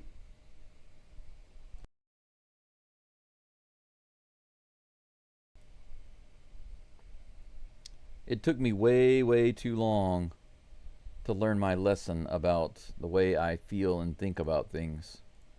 High and outside for ball 2. 2 balls and 2 strikes. Essentially, I had to go through a lot of difficulties in my relationship, my career, my finances, and then ultimately my health before I really learned my lesson. Swinging and a missing. Strike 3. Ort picks up a strikeout. 1-2-3 inning. Caleb Ort comes in and looks really fantastic right there. He looks fresh. 3 up and 3 down. How about that? Nice clean inning. We go to the top of the 6th. Looks like Christian Walker is due up. Followed by Yainer Diaz and Taylor Trammell. Walker with 1 strikeout today. No hits yet. Diaz no hits yet. Trammell no hits yet. But these guys can turn it around.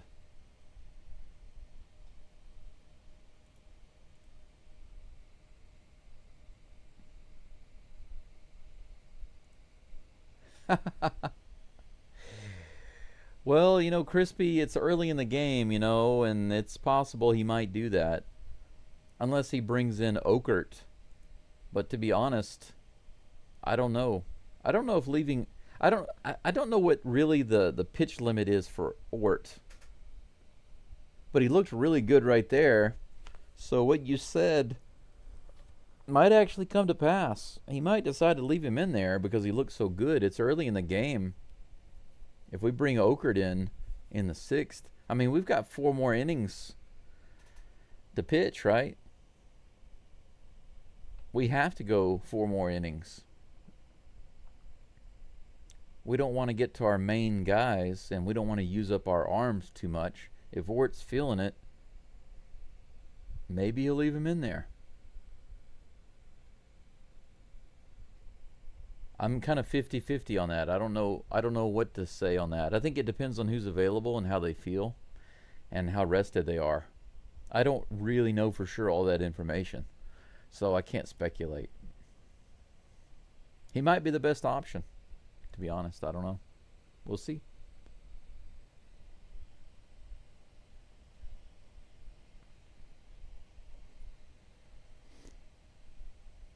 Christian Walker at the plate. Let's see if he can make his WAR. Holy crap. As soon as I said that, can he make his WAR positive, he hits a home run on the very first pitch. That was crushed. 4-3, the Astros take the lead on Christian Walker's solo home run on the very first pitch of the 6th inning. As soon as I make a joke about his WAR, which, by the way, has been negative, he improves it with a home run.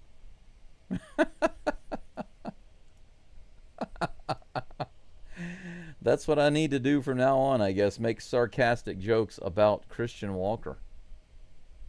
Yainer Diaz at the plate. Here comes the pitch from Wu. Yainer Diaz goes after it, but fouls it off. Diaz trying to get the back-to-back homer going. Good job there, Mr. Shaved Head. Shaved/bald head. I feel your pain. Yeah, it's been a while since we've seen a Walker bomb. Here's the 0-1 pitch to Diaz. He fouls that one off for strike 2. Astros finally got the lead in this game. That Walker home run was a 94-mile-per-hour sinker. And no doubter. Left fielder didn't even move. Here comes the 0-2 pitch to Diaz. He grounds that one to third. He's thrown out at first base for out number 1.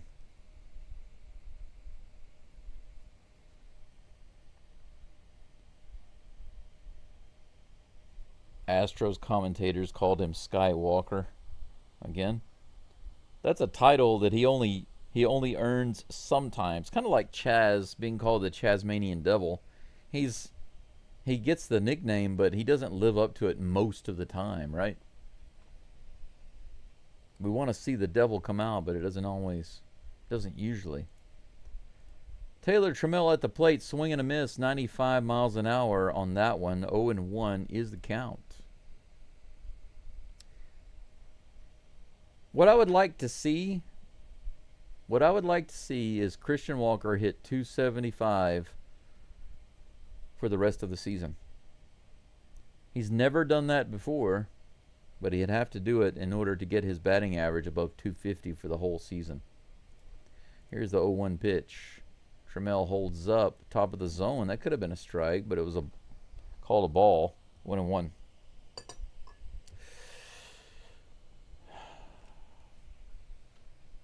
Yep, now the Mariners have somebody warming up in the bullpen, and it's a 1-1 count to Trammell. Here's the toss.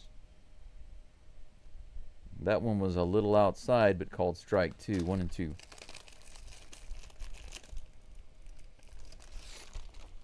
The umpire has called a lot of zone expansions today, but he's missed a few. Here's the pitch. Trammell hits it out to right field, all the way out to the wall. It's gone. Trammell with a homer. How about that to right field? Second homer for Trammell as an Astro. I told you guys that he can hit this ball. He's just getting better. From the very beginning, I just really, really wanted and had this feeling about Trammell. He's a great fielder. He's fast. He has a great arm. And now he's hitting the ball better and better. He's looking so much better than when he first started. Such an improvement. Right in there. Strike 1 to Doobie. Astros are up 5-3, guys. So, Christian Walker looking at Trammell in the dugout like, right? That was funny. Here's the pitch. Fouled off. Man, Dubon going after it like he's swinging for the fences. 0-2. Man, he just ripped that. That was beautiful. Beautiful. Just about 3 rows up. Didn't go too far out, but it was a no-doubter. He ripped it out there. Oh, Dubon goes down looking 95 miles per hour. Out number 2. Unfortunately for Mr. Wu, he's now given up 5 runs. 88 pitches into the game. They haven't brought in another pitcher yet. I guess they're going to let him try to get through it since nobody's on. Cooper Hummel at the plate. This is an opportunity for him to put one over the fence. Fouled off. Nice swing by Hummel.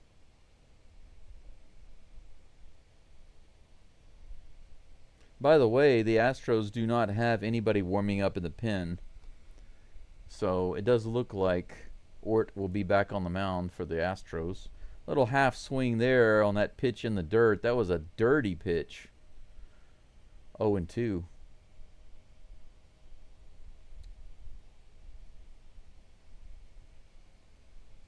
Here comes the 0-2 pitch to Hummel. He hits this one high in the air. Should be playable. The shortstop, Crawford, is underneath it. Is he going to bobble it? No, he catches it. Good for you, man. It's okay. He botched it when it was most important. Walker with a solo homer. Trammell with a solo homer. The Astros tack on 2 more runs the easiest way possible. Just swing the bat one time, get one run. One swing, one run. Two swings, two runs. Go Stros. Let's see here. Go Stros. How about that? Boom. Go Stros, baby. Who's pitching for the Mariners? The same guy, Brian Wu. Brian Wu. He's been pitching the whole game. They haven't pulled him out yet. I'm pretty sure that he's done. I am pretty sure that his day is done. But they left him in there. 1 second, guys. I need to run in here and grab my hot water. Actually, I might have to reboil it because I want it to be super hot for this cup of coffee. I deserve it. Go Stros!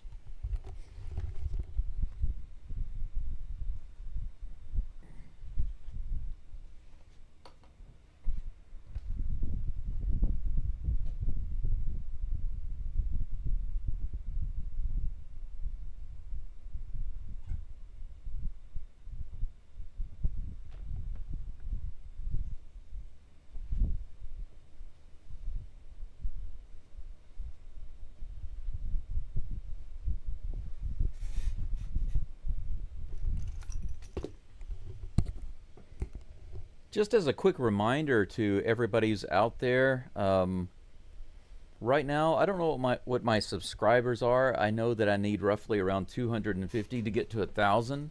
But here's the big news for you guys. Spread it around a little bit. I really want the channel to grow for several reasons, not just for me, but for the Astros community, and I really want it to be something special for Houston. But as soon as the channel hits 1,000 subscribers, I have a special gift box from Japan that I'm going to be sending out. Caleb Ort is on the mound, by the way. First pitch to Mitch Garver is a little out of the zone for ball one. 1-0. Here comes the pitch. On the inside, strike one. 1-1. Magnum PI. Brian King out in the bullpen, warming up. Here comes the next pitch, the 1-1. Low and inside. 2 balls, 1 strike. But anyway, here in Hiroshima, they have their own professional baseball team. So in that box, I'm going to put a couple of things, a couple of the local baseball team items in the box. Here's the 2-1 pitch. Swing and a miss. That was a half swing. Kind of fooled him on the Swiffer. 2 balls and 2 strikes. I'm also going to put some Japanese snacks, some of my favorite Japanese snacks in the box. I'm going to put an anime bobblehead in the box. And a couple of little antiques from my house. I'm going to put a lot of little special things from Japan in that box. Strike 3, swing and a miss. Another Swiffer, and he went after it, couldn't get the bat on it. Mitch Garver goes down for the first strikeout of the inning and first out. Dominic Canzone comes to the plate. So I just want you guys to know that in about 250 subscribers or so, that box, that package will be ready. I'm going to have a drawing. Here's the pitch. Fouled off. So the quicker we get to 1,000, the quicker we can do the drawing. As the channel grows, I will do more and more drawings. The only reason that I don't do drawings right now is because money. Fouled off. 0-2 is the count on the changeup. That one got Diaz's finger. It looks like it might have hurt his fingernail. Yeah, he's gonna need a little bandage on his finger. Yeah, they're bringing out a little band-aid.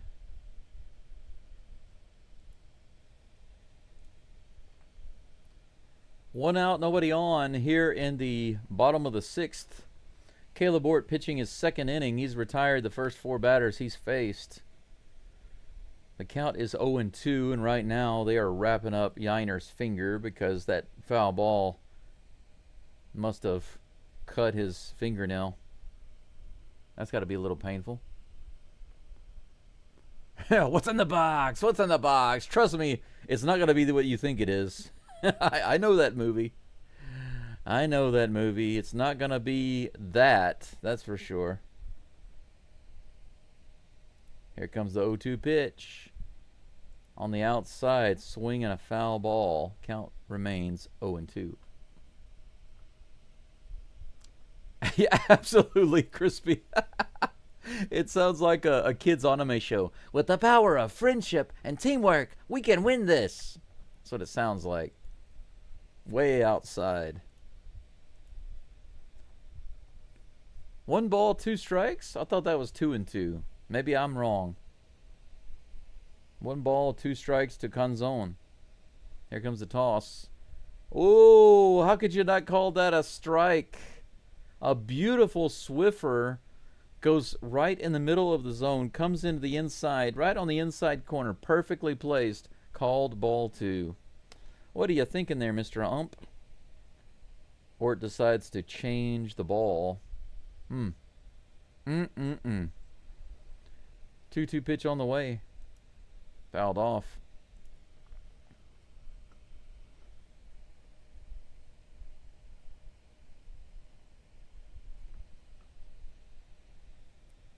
Fan? Really? I guess they're giving it to the little girl there. Little kid. Swing and a miss. Strike 3 on the... Hey, how about that? Another Swiffer? Yeah, half swing. Fooled him on that one.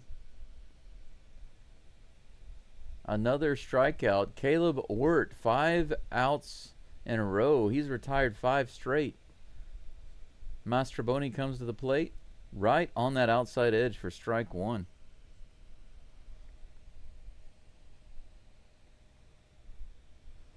As the man said after he lit up the cow with his machine gun, holy cow. Little outside, ball 1. The count is even. 6 hits for the Astros, 6 hits for the Mariners. The Astros are up 5-3. Started lighting it up in the 5th and the 6th. Brian Wu had it locked down through 4, but after that it got shut down. Ort trying to get the last out right here. Here's the 1-1 pitch. Grounded on the left side, off the bag. Whitcomb makes a dive for it, but can't get it. Mastroboni puts on the brakes, goes back to first. They throw it over there, but he's back safe. It looks like whenever Shea Whitcomb dove for that, it hit the bag.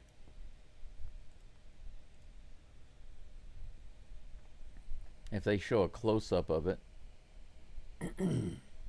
Yeah, he made a dive for it, but it hit the bag and went over his glove.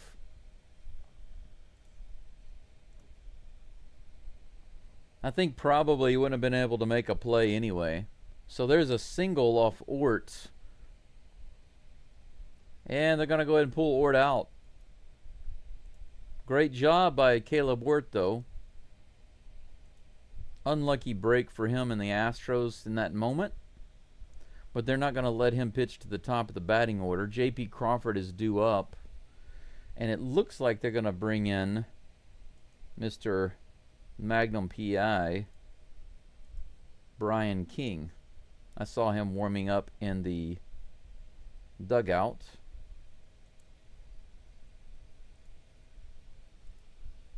I don't know why the opponent picture disappeared. Not sure about that, but I got it back up on the screen. Rocket Man. We've got about 67 people following today and 41 likes. Thank you so much for the likes today. I actually had a pretty big result on yesterday's live stream. The number of hours that people watched my live stream total was about 270 hours of total watch time yesterday. The average viewer watching for more than 14.5 minutes for a live stream. These are excellent numbers. Most sports live streams, that number is less than half that. So I appreciate you guys sticking around long term during the broadcast and listening in for such a long period of time. Brian King is indeed on the mound with a runner on first and 2 outs. J.P. Crawford at the plate. King starts off by lobbing it over to first base. Not a serious throw. Crawford, who has been swinging basically at everything, is at the plate. Here comes the toss. He lets that one go outside, 89 miles an hour.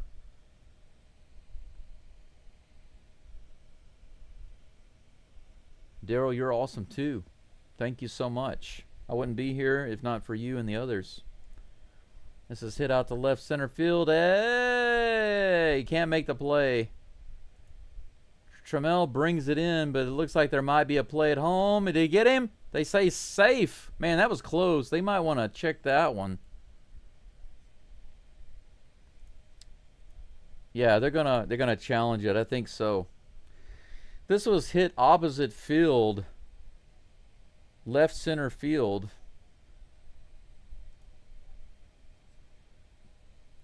What was great about this play, two things great about this play. Number one, Trammell made a great play, a backup play. Dubon made a perfect throw to home plate. Great tag. I don't know why they called him safe.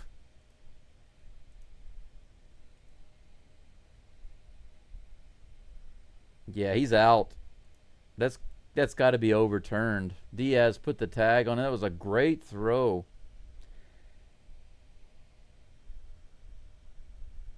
Yeah, the Astros saw the video and they're going off the field. Diaz is waiting to see. They think it's going to be an out. They're waiting to see.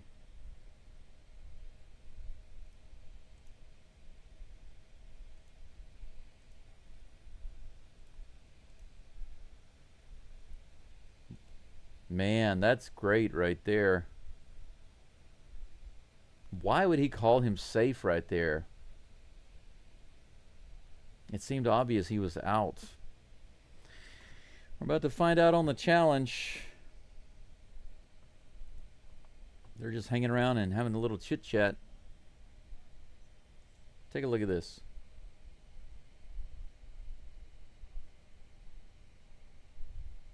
Yeah, he's clearly out. He's clearly out.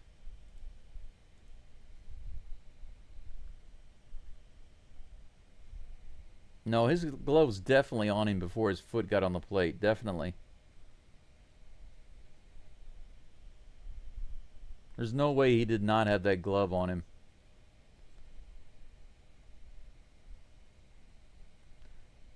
But I'm really, really sad to see that Hummel played that ball so terribly out in left field. I want to see that replay where he misjudged it. But Trammell made a really great play off the wall and got it in quick. And then Dubon made a perfect throw to home plate. Man, that was a great defensive play by everybody but Hummel.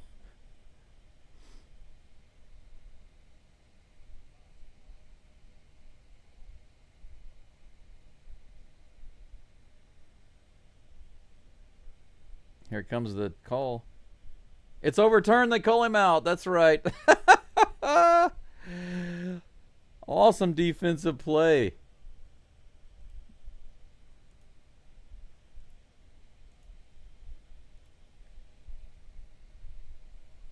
That is the best play of the day right there, baby. Out number 3. That saves a run and ends the inning. How about that? How about that? They had put the run on the board for the Mariners, but now they're going to have to take it off. It was 5-4. Now it's back to 5-3. That's right. That's right. I can't believe we got the love from New York, but it seemed obvious that he was out.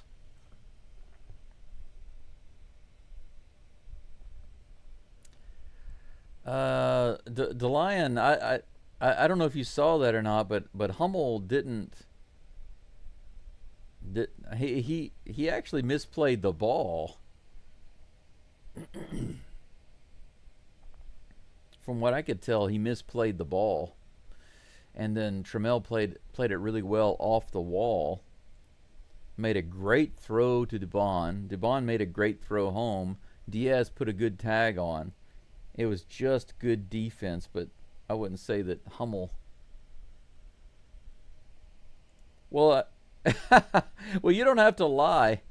Well, I'm not saying a lie, but you don't have to. You don't have to give him credit for something he didn't do. I'm just stating a fact. He didn't play it well. He misplayed it. Let's put it that way. He misplayed it. But it's okay. It worked out really well. It was the best play of the day. Overall, it was the best play of the day. But the Astros have tremendous defense. So I'm not surprised. I'm not surprised in the slightest. And they're showing a little bit of the footage of the Astros' 2 runs earlier. 5-3 here in the top of the 7th. Shea Whitcomb at the plate. Casey Legumina. Here's the pitch. Right in the middle of the plate. 94 miles an hour. Strike 1.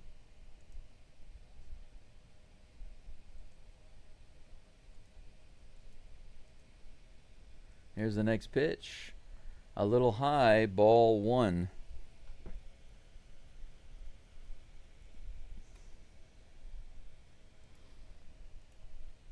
One ball, 1 strike. Here's the toss. High. Ball 2. 2-1. Drambaum, it was a cutoff. Trammell to Dubon, and then Dubon to Diaz. Here's the pitch. Aye, how about that? Shea Whitcomb hits it out to left field for a single.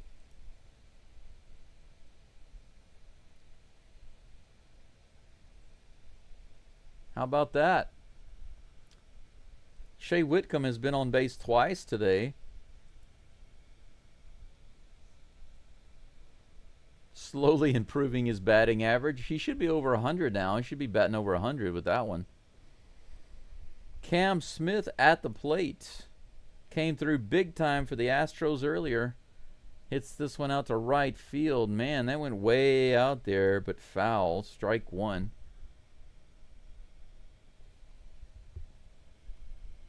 Yeah, I got you, DeLion. No problem, Drambam. Here's the pitch. Little tapper at the plate. Garver looks yeah, he can't throw to second. He goes to first. Cam Smith is going to get thrown out at first base on the little tapper. I think Cam Smith was surprised that that one was fair. He didn't run immediately.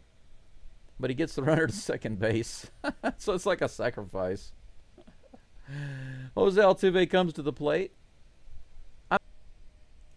Legumina steps off the mound here. So much excitement. I haven't been able to put any grounds in my coffee. Here's the pitch. A little above the zone. Should have been a ball, but whatever. I mean, they throw it at Altuve's eyes. The umpire thinks it's a strike. He's not looking at Altuve. He's looking at the placement of the ball. This is fouled up in the air. Is it playable? No, it goes out of play. Some lucky fan gets an Altuve foul ball. 0-2 is the count. Altuve with no hit yet today. See if he can pick himself up one here. Here comes the 0-2 pitch. Fouls it off and almost loses his hat. Count remains 0-2.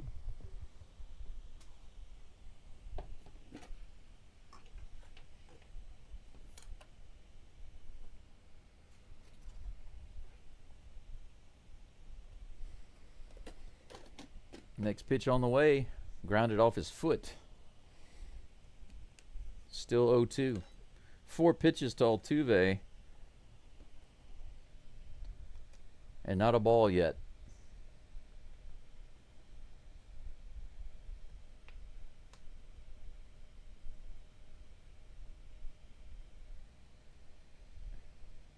comes the 0-2.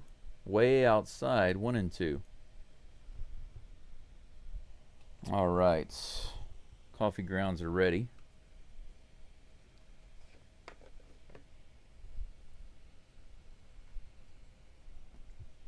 One ball, 2 strikes to Altuve. Here comes the toss. Outside again. 2-2. Trying to get him to chase, but he's not Yainer Diaz.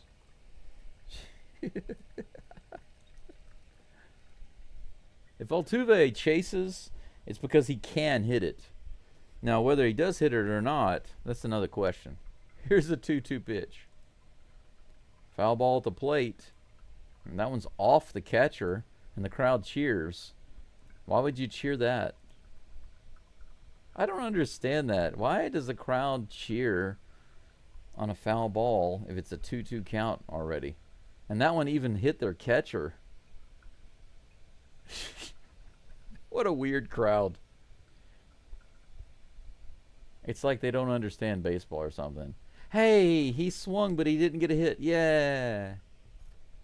2 balls and 2 strikes. Here comes the pitch from Legumina. Outside, ball 3. Altuve working it, baby. Working it, twerking it. Started off 0-2. Fouled off a couple more. And now it's 3-2. Here comes the Legumina toss. Right down the middle, fouled off again.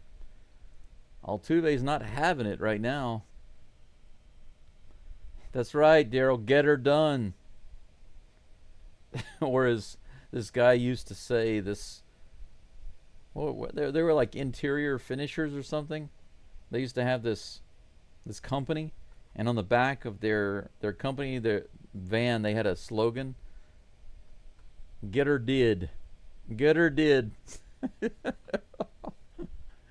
Here's the 3-2 pitch. Way outside. Altuve comes back and gets the walk. How about that? Altuve channeling the patience of Isaac Paredes. And the pitching coach is going to come out and have a little chitty chat. 1 out, 2 runners on. Shea Whitcomb with the single. Altuve working the count, getting the walk.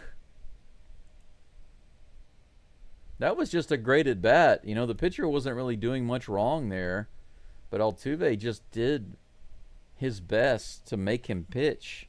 He fouled everything off that was in the zone, and everything that was out of the zone, he let it go. Victor Caratini comes up to the plate with an opportunity to drive in some more ribbies.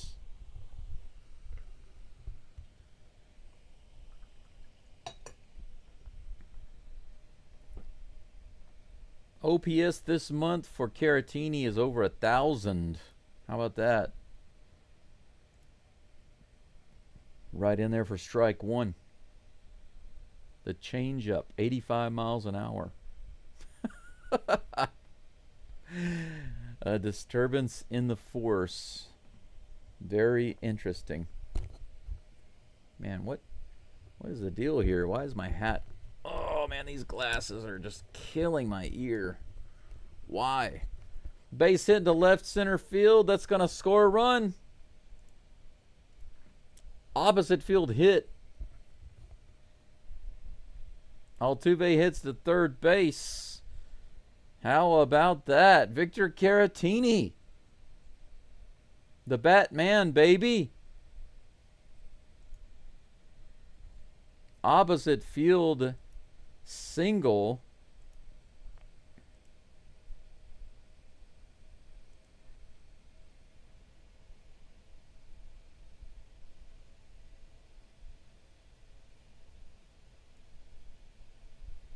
Whoa, what in the world is going on there? There it is. The Batman, baby. The Batman getting it done. Next batter is Christian Walker. Fouls off the first pitch for strike 1. The Batman, baby. If you are a member of the channel, you can toss the Batman icon in the chat. Here's the pitch. Almost hit him. Ball 1. Christian says he thinks it did hit him. He wants to check the replay there.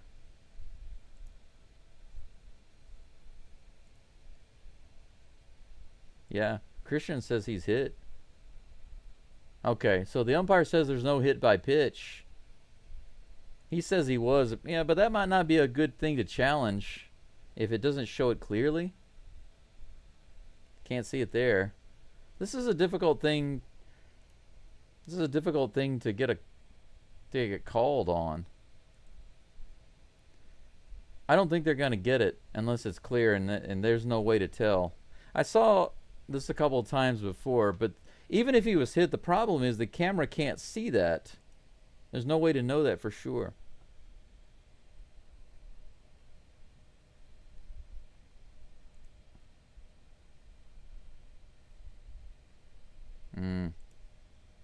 No. No, you can't see it. Don't see anything move on his arm when it brushed by him. They're gonna lose their challenge there, I think. Guaranteed. It's gonna be a quick challenge, I think. You gotta see some kind of movement there when the ball comes by and there's nothing. You can't see anything. That's a difficult thing to call on a challenge. If I were the coach, I would just say, no, I'm not gonna do a challenge on that unless it's obvious. Are you serious? Wow. They overturned it. Can you believe that? They say it is a hit by pitch. But what did they see that I did not see?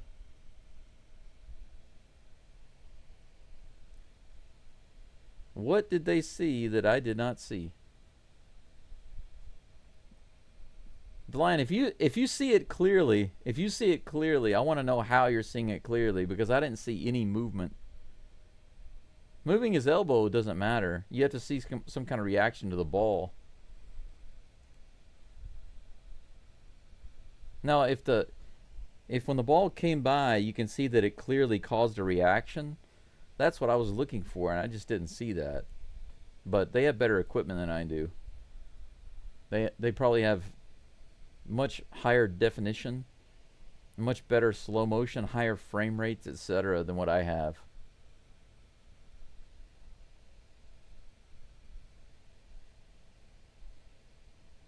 Here's the pitch to Yiner. Yiner hits it out to right field. It's pretty deep. We've got bases loaded, so Altuve will easily tag and score. The Astros have another run on the board. It's 7-3. How about that? This crowd is really quiet right now. Astros starting to spank them a little bit. Up by 4 runs.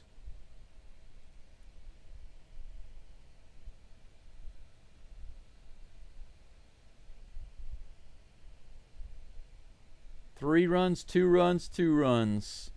Taylor Trammell at the plate with 2 runners on. Taylor Trammell with a double off the wall in center field. The Astros are up 9-3. How about that? The Astros are just creating a train right now. Look at that. He didn't know where the ball was. Good job, Rodriguez. A-Rod. He's like, whoa. He didn't know where to play that ball. 2 more runs. Chalk them up, baby. Trammell with a homer. A double. He's my man. Doobie at the plate. Takes that first pitch for strike 1. The Astros are cooking with some kind of gas. I don't know what it is, but it is highly flammable. 9 hits now and 9 runs. How about that? Here comes the 0-1 pitch. Right in there for strike 2. Doobie taking back-to-back strikes. What are you doing, Doobie? What are you doing?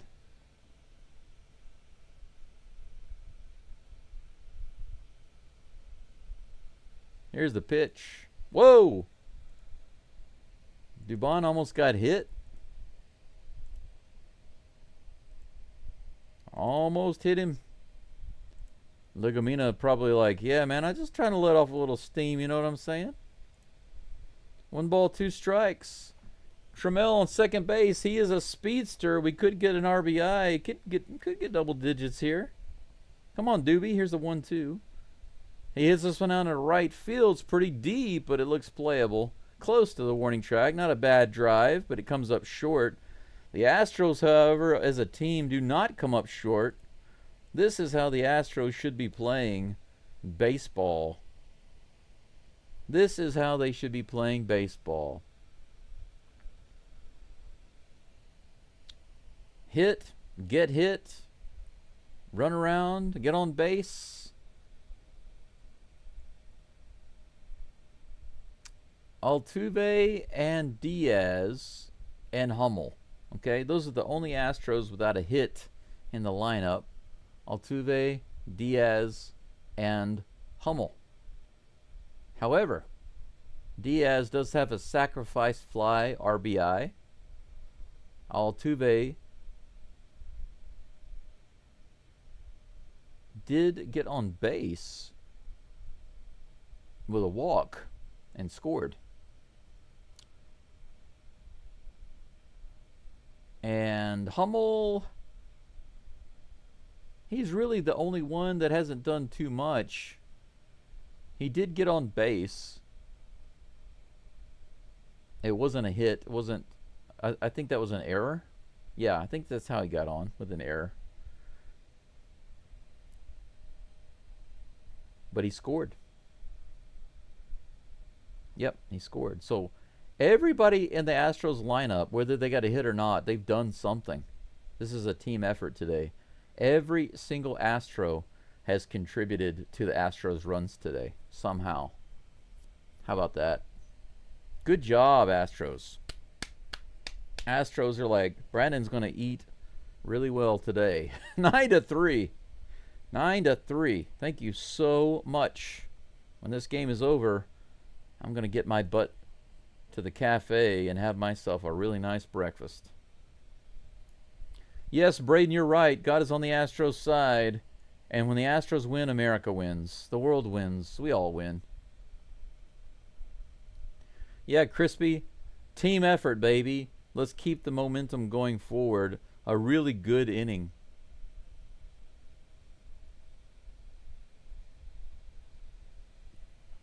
Willard, it sure does seem like they're trying to hurt the Astros sometimes.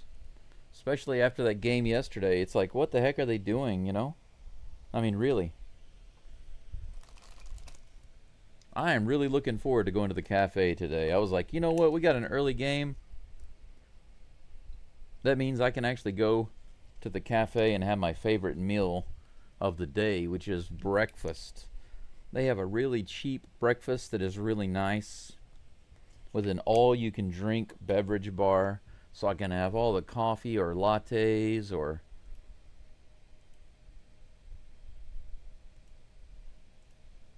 There's that tag again at the plate, taking the run off the board.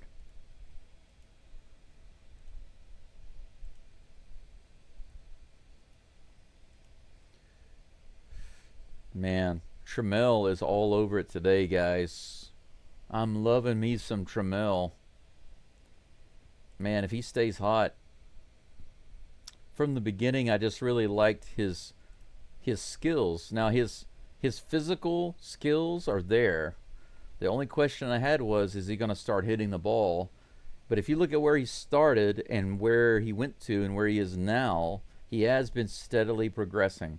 So that's great. Brian King is on the mound, delivers that first pitch for strike one. King did get the last out in the last inning on a great defensive play. This is hit high in the air and foul. Strike two. Julio Rodriguez, who made a terrible play in center field, couldn't find the ball, is at the plate. Here comes the 0-2. He lines that one foul down the third base side.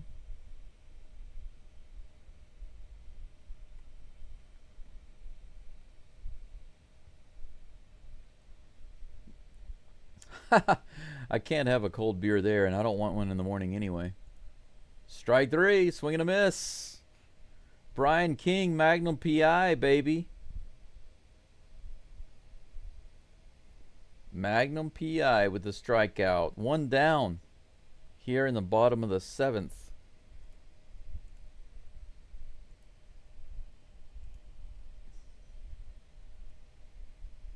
Here comes the next pitch.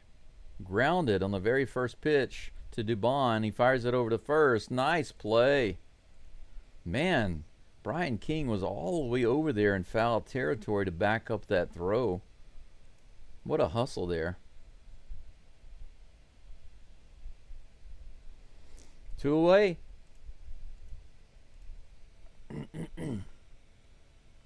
Ayush, yes, I can eat. There's a cafe here that is actually called Cafe Gusto.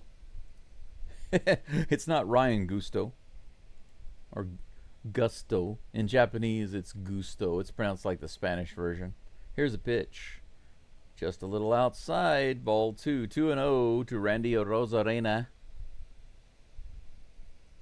But they have a breakfast meal, a breakfast set. A Rosarena takes a pitch inside. It looks like it hit him. The Swiffer. Let's take a look at that. Ooh, right on the knee, looks like. The Swiffer just moved too much. He takes his time to first base. So we have a 2-out base runner. Jorge Polanco comes to the plate. But for my meal, they're going to have sausage, bacon, a couple of eggs, a baguette, and a salad with soup. It's a nice, well-rounded meal. I haven't been fasting for a long time, so it's okay to break my fast with this meal. Short fast, you can break it with that. 2 balls and no strikes. 2 straight balls to Polanco.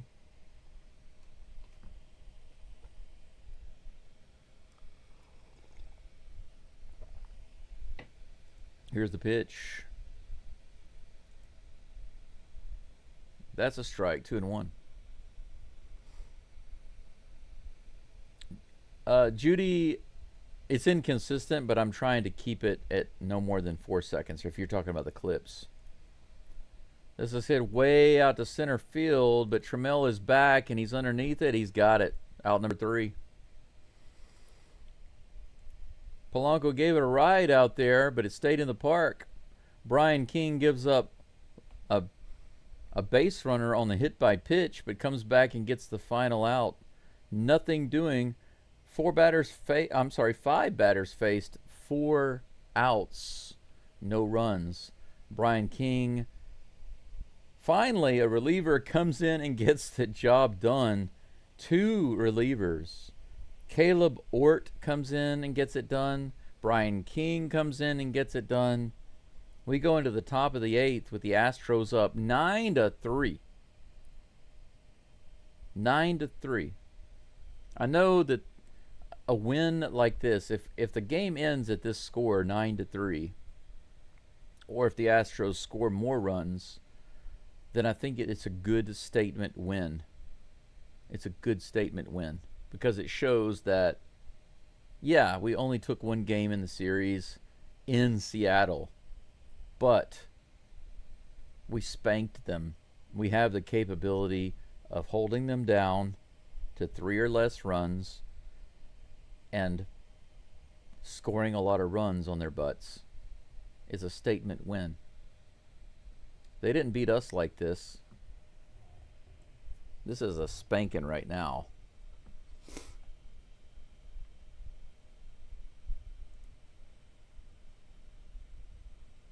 Ayush says, isn't fasting a lot bad though? I get fasting once. I don't understand the question. Isn't fasting a lot bad though? I don't know what you're asking. If you could rephrase that, then I'll try to give you an answer. Let's see here. 78 people following the live stream. Once again, arigato gozaimasu. Thank you so much for following the live stream. If you have not liked the live stream, please do so now. Only 49 likes. It'd be nice to get that up to 70. I don't know if that will be possible, considering how we need basically 20 more likes. But 1 more like to 50, that's definitely doable. But I think it's easily doable to get 11 more and get to 60. Juan Burgos. I haven't seen this guy. Only 4.2 innings pitched. He is on the mound for the Mariners facing McCormick. Chas McCormick is in the game. That first pitch is in there for strike one.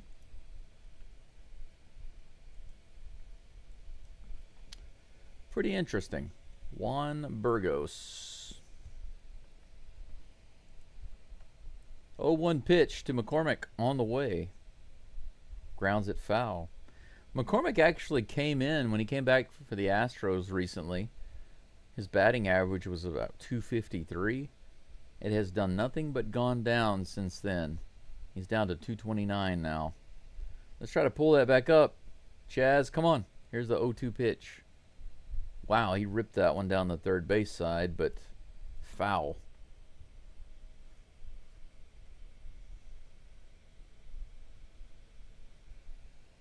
Brian Abreu is warming up in the bullpen for the Stros. He'll be back out in the 8th inning. Here's a pitch. Tapper past the mound. Might be a little hard. He can't make the play. Once again, we can rely on J.P. Crawford to blow it. He tries to barehand it and make the throw on McCormick. He could have had a play because McCormick isn't the fastest guy on the field, but he can't grab it. He can't even grab it. Thank you, Mr. Crawford. Please give him a second error. He deserves it. He earns those errors, boy. He earns them. McCormick is on base. Although I wouldn't mind Chaz getting a hit there. He deserves the batting average help.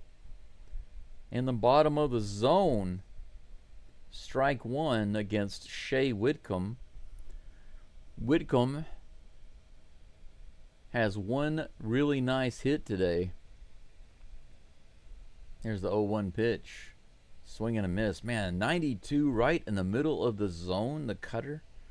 And he missed it. It was calling your name, Mr. Whitcomb. 0-2 is the count. Chaz on first, no outs. Here comes the toss. Outside in the dirt. 1 ball and 2 strikes.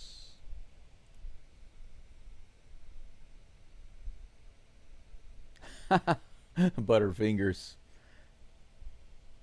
Sometimes I don't like it when I click the like button and it doesn't change. It's like, so did I like it or not? Little check swing, did he go? They say he did not, thankfully. 2 balls and 2 strikes. Yeah, I hate it when the YouTube interface isn't working correctly. I click the like button and nothing changes. It's like, do I need to click it again? Here's a 2-2 pitch.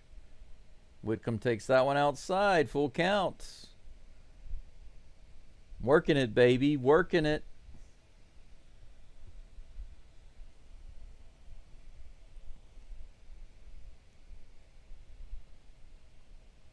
Here comes the full count pitch to Whitcomb. This is the 10th pitch of the inning for Burgos. Grounded foul down the third base side. I've been meaning to tell you guys this little story about what happened because I have an outdoor shower. I don't have any indoor plumbing right now. I'm renovating the house and stuff like that. It doesn't have any kind of indoor plumbing at the moment. So my shower and my sink are outside. 3-2 pitch on the way. Right in the top of the zone, taken for strike 3. Should have gone on that one, buddy. That was in there. 1 away. Chaz stays on first base. Cam Smith comes to the plate. But several days ago, I noticed that there was this big spider that had made his web like right next to the shower. And I'm familiar with those spiders. They don't look nice, but I know that they're not really harmful. Swing and a miss by Cam. Strike 1. 0-1. But the thing is, if you're like me, you still don't want a spider like 2 feet away from you, you know, when you're taking a shower. But I decided, you know what? I don't want it there, but I'm going to leave it there because it's killing the bugs and insects, right? Here comes the 0-1 pitch, rather. That's in there. Now it's 0-2. Anyway, 2 days later, I noticed that that spider was gone. And I thought, that's interesting. I wonder where the spider went. After I took a shower, I noticed that the same exact type of spider, the same size and everything, was in a different spot about 10 feet away. Here comes the 0-2 pitch to Cam Smith in the dirt. 1-2. But that spider had 2 legs missing. And I thought, that's strange. Suddenly, this spider appears over here, the same type of spider with 2 legs missing. And here comes the 1-2 pitch to Cam Smith.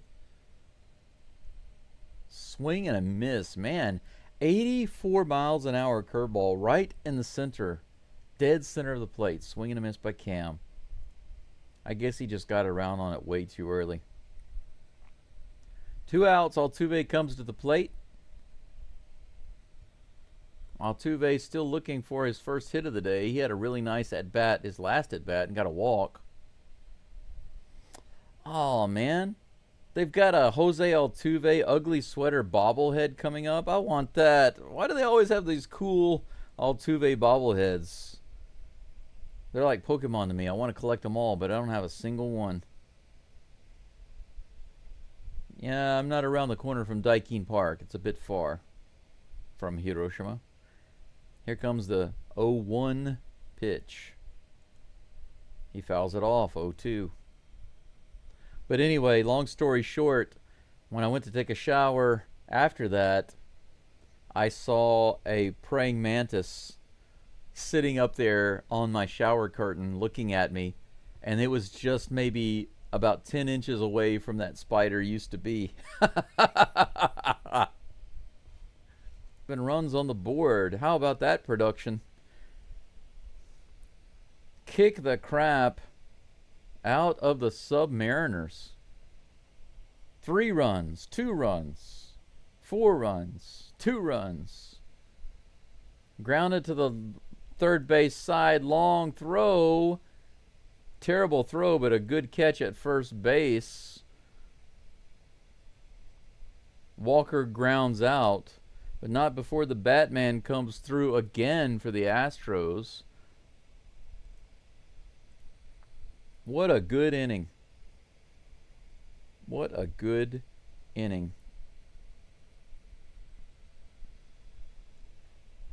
Thank you so much for following along, everyone. We've got 86 people and 54 likes. If you could like the live stream, I just need 60. That would, one of these days it's going to be like that. The channel will be so big. I just need 60 more likes to get to 3,000 or something like that. Right now, I just need 6 more likes to get to 60. 6 to 60, that's what I was trying to say. Astros are up 11-3. Man, they are trying to make absolutely sure that I get myself a nice meal today. I am going to be eating. I'm going to be eating breakfast, lunch, and dinner today, baby. Heck yes. I love it too, Susan. Philip, I agree. Let's go, Stros.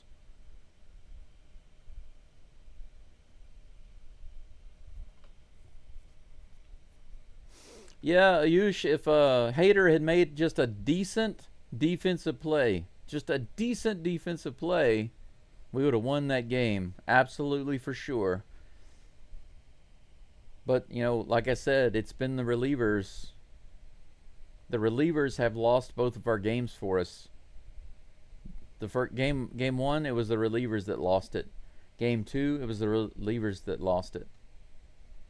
It hasn't been the batters. Now, some people have tried to say in game 1, we didn't have any hitting going on. We weren't scoring any runs. Yeah, but even if the Astros had scored 4 runs, we still would have lost. That wasn't the problem. The problem was that the relievers blew the game. They just kept giving up runs.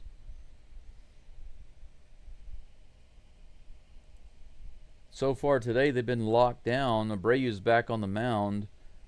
I expect him to be in good form today. Luke Raley at the plate. Here's the first pitch. On the outside edge. Could have been called a ball, but this umpire likes those pitches outside. Zach Short is in. Dubon is on third base now. Swing and a miss. 97 mile per hour fastball. 0-2. Yeah, Caesar, you're right. We could have swept them just as easily as they had 2 games. We could have swept them.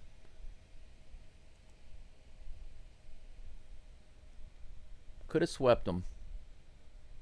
If our pitching had just been like it normally is, or it has been throughout the season, then we could have swept this game in Seattle. 2 balls and 2 strikes to Luke Raley.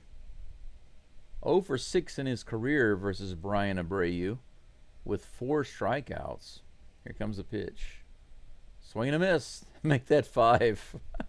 0 for 7 with 5 strikeouts against Abreu. He really doesn't like batting against Brian Abreu. 1 away in the bottom of the 8th.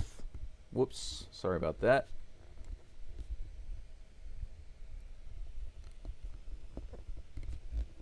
Man, what in the world is causing me to have pain on my ear? Maybe I've got my headphones adjusted incorrectly.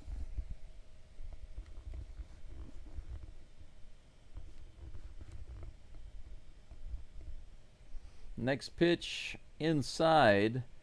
2 straight balls to Mitch Garver.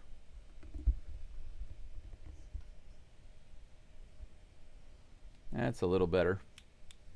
Here comes the 2-0 pitch right in there. 87 mile per hour slider. 2-1. If there was a little bit of noise there while I was adjusting my microphone, I apologize. Here's the pitch. Fouled back. 2-2. I really hate having to wear the reading glasses when I'm looking at the screen because a lot of the text here is just too small for me. I can see far, no problem. But the small text and up close, need the reading glasses. Fouled off. Count remains 2-2. T-bone steaks. I could order a steak. I could have steak for breakfast, but it's not really my thing. I don't really like steak so much for breakfast. I like bacon, eggs, toast, or baguettes, and salad, soup. That's the kind of stuff I like for breakfast. Typical breakfast foods. I mean, I know steak and eggs is kind of a common thing, but I don't really typically eat just standard steak or beef for breakfast. Here's a pitch. Swing and a miss. Garver goes down. Another strikeout for Abreu. 2 up and 2 down. How about that? Just like Daryl says, another one bites the dust.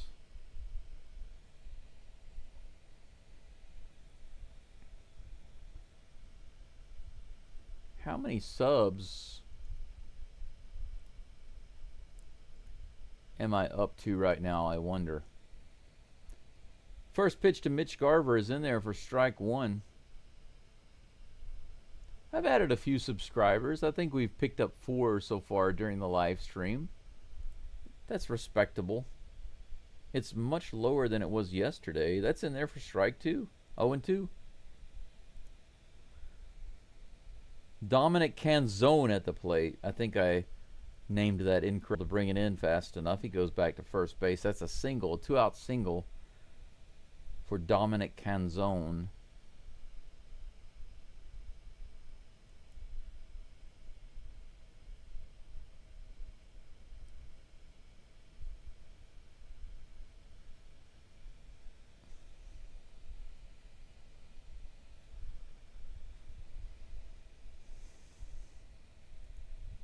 Here comes the pitch. First pitch to Mastrobuoni is outside for ball 1. Canzone is on first base with 2 outs. 1 ball, no strikes to Mastrobuoni. Here's the pitch. High and outside. 2 balls and no strikes. Crispy, that's a question I can only speculate about why they're using Abreu in this situation. Number 3.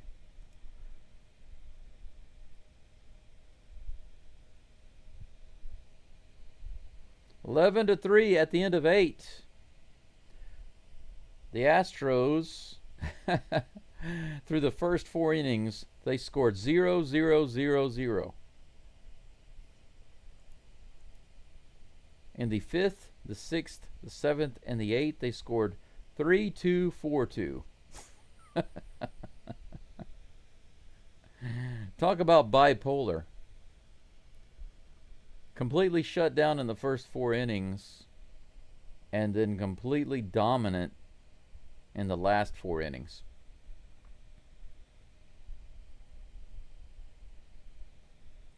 Hunter Brown did not have a spectacular game. He was only able to get through 4.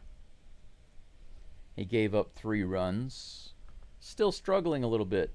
Now, I will say this. He had a fantastic first 2 innings. His first 2 innings were great. And he just started to lose it a little bit. But still, he only gave up 3 runs, even though he only went 4 innings. Can't really complain about that. The Astros relievers came in and did their job. They shut it down. And then the Astros bats just went bonkers.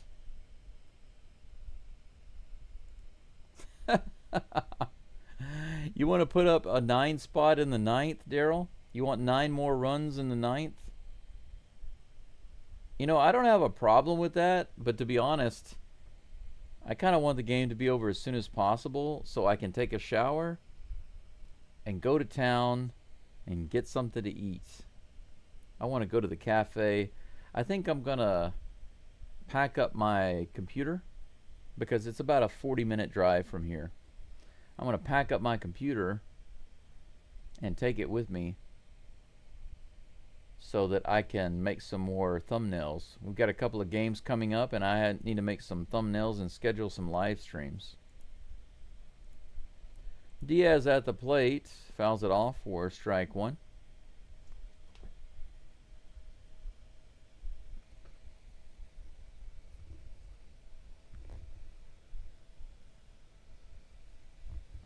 Here comes the 0-1 pitch.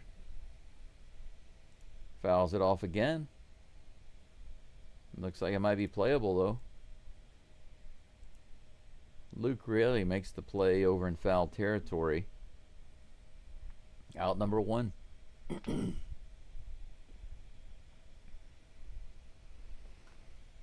Taylor Trammell comes to the plate, and Gusto's warming up. How about that? They're going to bring in Ryan Gusto in the 9th?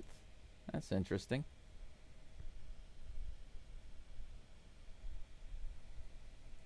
Here comes the first pitch to Trammell. A little high, ball 1. The Lion, I'm going to go to the breakfast bar. Right now it's 8 o'clock in the morning. There's a cafe that opens at 9 o'clock. They have a really good breakfast there. Swing and a miss on the inside. A Swiffer. 85 miles an hour. Strike 1. 1-1. It's kind of fitting because right now Ryan Gusto is warming up in the bullpen for the Astros. And Cafe Gusto is actually the cafe that I'm going to go to. Trammell fouls this one off down the third base side, and it goes into the crowd for strike 2. 1-2 is the count. And Cafe Gusto is a family restaurant. From 9 until 10:30 they have breakfasts. And the set breakfast, it includes a drink bar with all sorts of drinks and coffee and whatever. In the dirt, ball 2, 2-2. 1 out, nobody on. 2-2 to Taylor Trammell. Juan Burgos is still on the mound for the Mariners.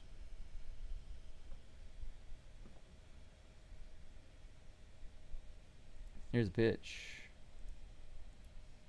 Look at that. Trammell with another hit. A single to right field. Trammell is just destroying the Mariners. A single, a double, a homer.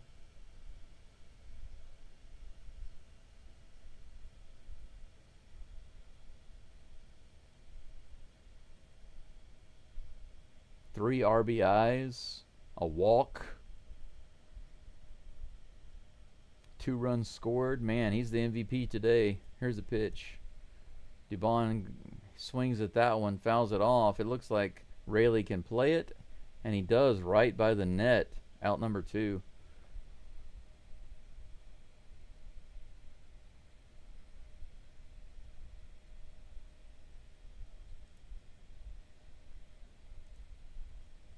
Trammell was actually off the bag, wasn't paying attention. First base coach was yelling at him to get back. Just now he was like, now there's 2 outs. Trammell not paying attention there. Chas McCormick at the plate. Here comes the first pitch. He fouls this one off. 85 miles an hour in the bottom of the zone. Strike 1. Yeah. Because he heard the first base coach yelling at him. That was funny. Here's the pitch. Right in there. Strike 2. Come on, Chaz. Come on, Chaz. Chaz batting .245. They did credit him with a hit earlier. It could have been an error on Crawford, but they gave him a hit. So he hits this one out in left field and line drive out. Not a bad hit, but right to, is that a Rosarina out there? That's the end of the 9th inning, the top of the 9th rather. Astros still leading by just a little, 11-3. I hope you guys have really enjoyed this game and the live stream. If you have, do me the kind favor of liking the live stream. We did get to 60, so thank you for that. We were able to get to 60, and I thought that we could. Picked up about 5 subscribers. If you have not subscribed, I would invite you to do that now. By the way, I also take direct donations. If any of you are interested in buying me breakfast or buying me a coffee, there are several options available. In the video description, I have a few links. The Buy Me a Coffee link, the PayPal link, Patreon, and all of that stuff. There is the super chats also, but the difference is that YouTube takes a big cut. They take 30% of whatever you give to me. If you donate through like PayPal, it's only a few percent. I know some people don't like PayPal, but the truth is the fee is so low. If you go through like Buy Me a Coffee, it's a smaller fee than YouTube, and PayPal's an even smaller fee. But I do have memberships on the channel.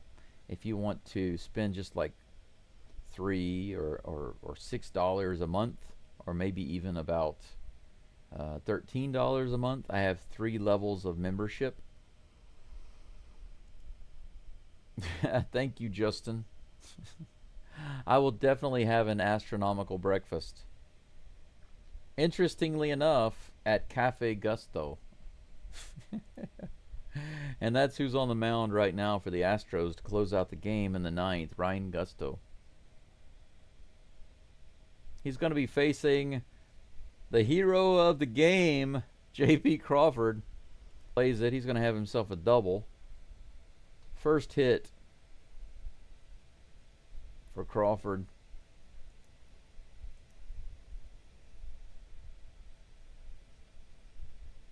Leadoff double for Crawford. 2 doubles for him today.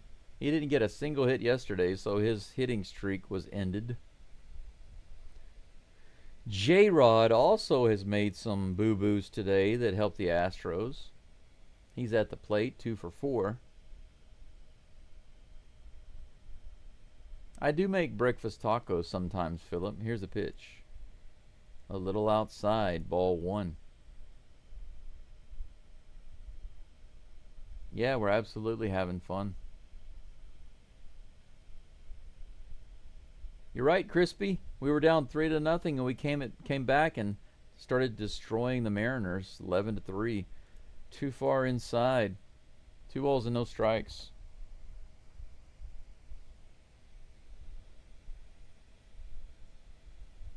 Runner on second with no outs. 2-0 count. Here comes the pitch to Rodriguez. This is hit high in the air. Should be playable. Trammell is underneath it. He plays it. Crawford fakes a tag. Trammell throws it all the way to third base. Good strong arm right there. Trammell having an all-around good day. Offense and defense. He's just showing off today.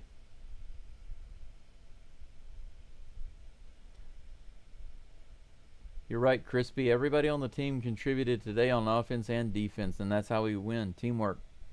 94 on the outside edge. Strike one to Cal Raleigh.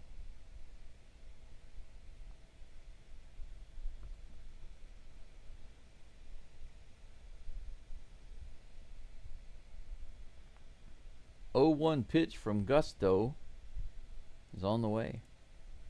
It's outside. 1 ball, 1 strike. Oh, Mark, I just saw your comments. I see I missed a couple of comments there. Yeah, DeLion, I see your comment too. I'll get to that in just a second. Right in there. 1 ball and 2 strikes to Cal Raleigh. DeLion says Gusto started 8 middle innings, relieved, and now will close. He's going to be trade bait. I'd kind of hate to see it because I don't think that Gusto's a bad guy.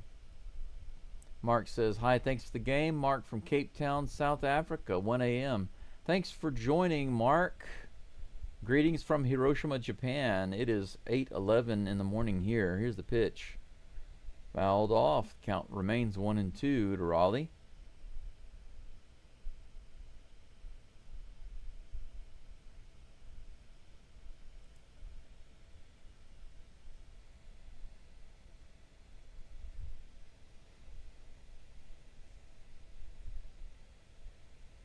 Here comes the next toss. Ooh, almost got him to bite on the high fastball, but he laid off. 2 balls and 2 strikes. How am I feeling about the next series against the Diamondbacks? Feeling pretty good about it. What's up, old dog? Here's the next pitch. Outside, full count. Old dog, I've got some rookie cards. Since you are a member, you and a couple of other of my members, I made some rookie cards and baseball cards for you guys because you're members. That one was ripped really hard out to right field, but foul. Count remains full.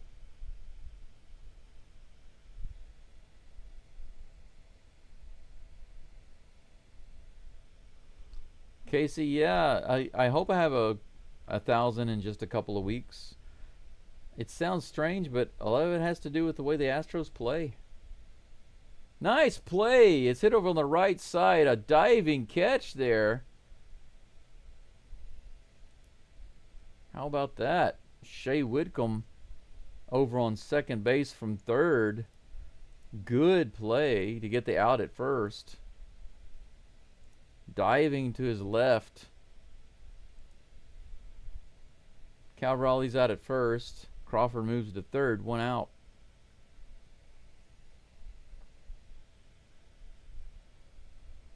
A Rosarena comes to the plate. There comes the first pitch. 2 away. A little high. Ball 1.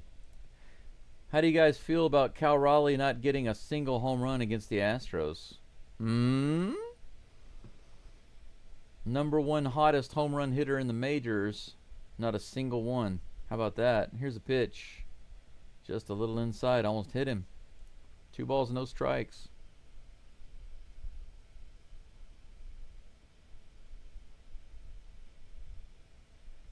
Yeah, Mark, you're right. Baseball culture here is number 1, really. They are number 1. Of course, they like soccer too. Especially, they do support the men's team heavily, and they support the women's team a little bit. But baseball is clearly number one in Japan. Clearly number one. 2 balls and 1 strike with that foul ball. Here's the next pitch. Heck yes. And everybody waiting on them to come in from the outfield. Yeah, Astros, baby.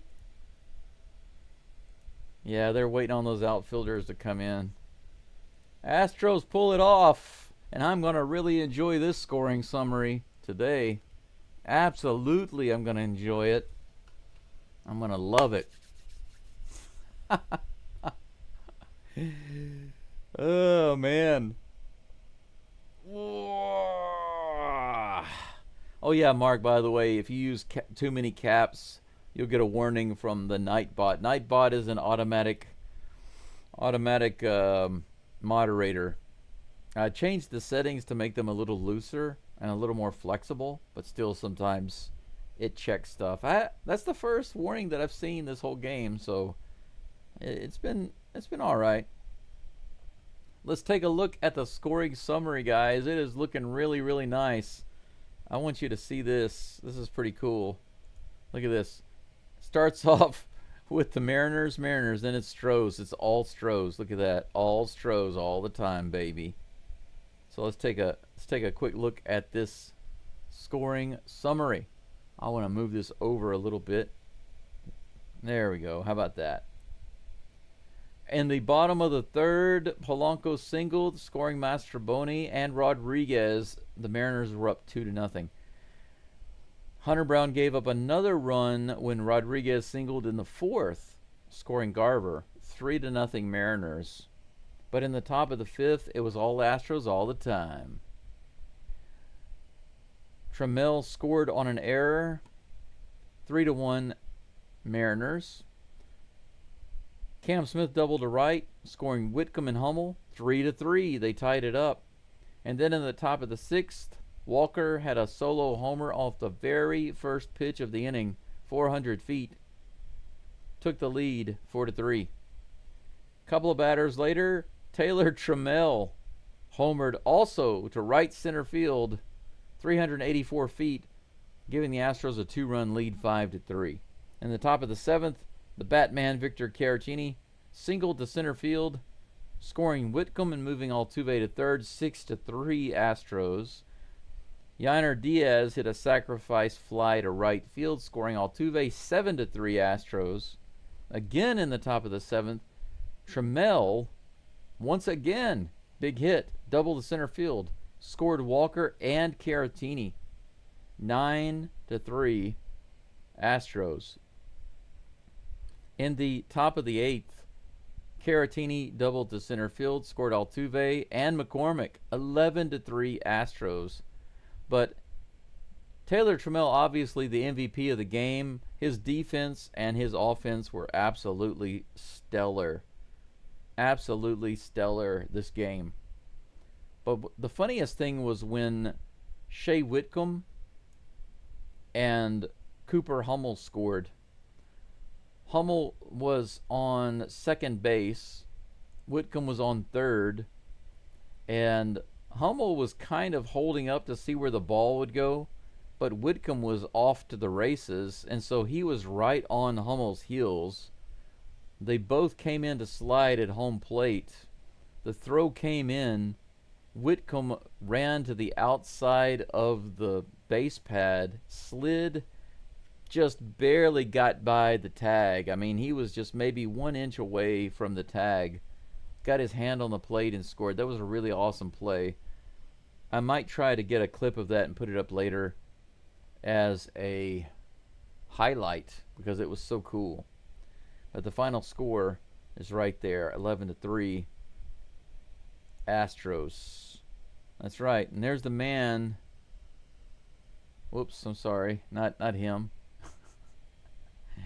I didn't mean to click that. Where is it at? Where is it at? There he is. There's the man. Can I get his picture up or what? There we go. There it is. There's the player profile. There's the man of the game right there, baby. Taylor Trammell. What a great game he had today. Absolutely, he did have a great game. That's right, Mark. 18 against the Dodgers, 11 against the Mariners. It's a statement win. You know, if you think about it, the way I look at it is that the Mariners got really lucky with the way that the Astros played, because we were hitting the ball yesterday. We should have won. The relievers had a little bit of a breakdown. Mariners got lucky, and they won that game. Game 1 was all about the pitching, and the Astros had a little breakdown in their relief pitching. So in Game 1 and Game 2, the Mariners won because of pitching, and primarily relief pitching. So they got lucky. Astros could have swept this game. I don't see that this series was as negative as a lot of Astros fans are painting it. So people coming into the chat or people making comments on the videos. I also see the other podcasts and things that come up, and they talk about all of the negative aspects just because the Astros lost, right? But they don't see the positive things. They don't see how the game either could have easily gone to the Astros or how it actually should have gone to the Astros. So you're absolutely right, old dog. Seattle didn't beat us. They didn't beat the Astros. The Astros beat the Astros. That's all. I mean, you obviously they were hitting the ball, but since we have essentially some of the greatest relievers in the game and some of the best pitchers in the game, when they struggle a little bit sometimes, then the other team gets lucky. It's pretty simple. And you can't complain about the Astros hitting. We were scoring runs yesterday. We scored a ton of runs today. And honestly, you can't even complain about not scoring runs in the first game. Why not? Well, because it was the Astros pitching that let the game get out of hand. It had nothing to do with the batting. Should have gone into extra innings 1-1. But anyway, let's take a look at, before we do the preview for tomorrow's game, let's take a look at the scoreboard real quick.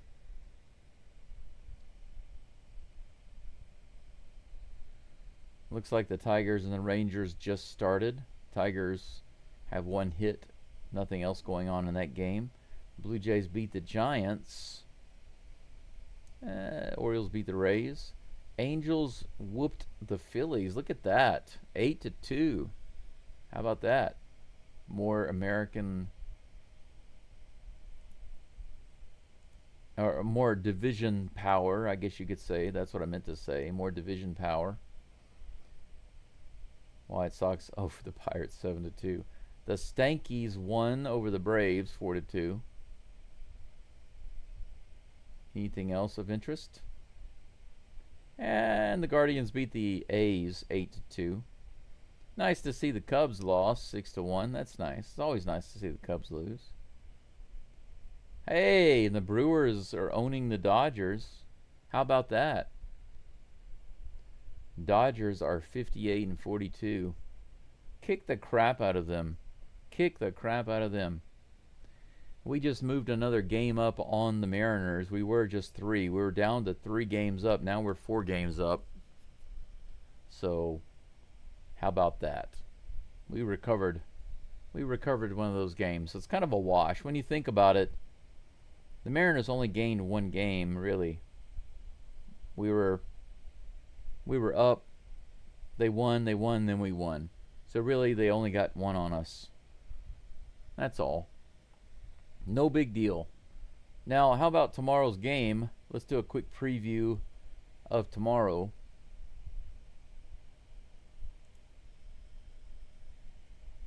Colton Gordon is scheduled to pitch for the Astros against Zach Gallen. We got the Diamondbacks starting tomorrow. No break, guys. We're going straight into it. Full swing, no pun intended. They're actually predicting the Diamondbacks to win, 50.1% chance. Can you believe that? Well, you better believe it. Diamondbacks are an even 50-50 right now. They are a 500 even team. That game is going to start a little bit later, 10:40. So for those of you who are on the East Coast or in Central Time Zone, it's going to be a little bit later. For me, it's a really nice start time. It means that I can sleep without an alarm clock. I can get up, have a nice breakfast here at home, get some things done in the house before I log on to the game. Starts at 10:40 in the morning for me. But that's it for the Astros. That's it for Geaux Stros today. Thank you so much for being here. Let me take one last look at the live chat and then we'll be gone. Yeah, Old Dog, I see what you're saying. Old Dog says it seems like whenever a reliever has a bad game, it snowballs. Yeah, it's like a reverse osmosis. Osmosis is when things are absorbed, right? But maybe it's like that shakiness emanates and is absorbed by the others. Yep, Chris, it's another late game tomorrow, but it's all good for me. I get to have a nice sleep, and I'm going to need it. I'm going to really need it after today's game. I'm feeling a little tired and sleepy. Charles, I see all that food. Bacon, eggs, toast, tea, orange juice, cinnamon buns, milk, waffles, fruit, ham, sausage, cheese, hash browns, oatmeal, egg omelet. Some of those things I'm going to have today. Not all, but I'm going to have some of them. And thank you so much, Old Dog. I will definitely enjoy my breakfast. My breakfast, big old nice breakfast courtesy of the Houston Astros. Very happy about that. First full meal that I've had in a couple of days. But very happy. I was expecting the Astros to win today, and they did it for me. Right now I'm going to take a nice hot shower, and then I'm going to head out. You good people have a great morning, afternoon, or evening, wherever you are. Thank you for being here. As always, Geaux Stros, and I will see you tomorrow's for Game 1 against the Diamondbacks. Let's crush those snakes. See you.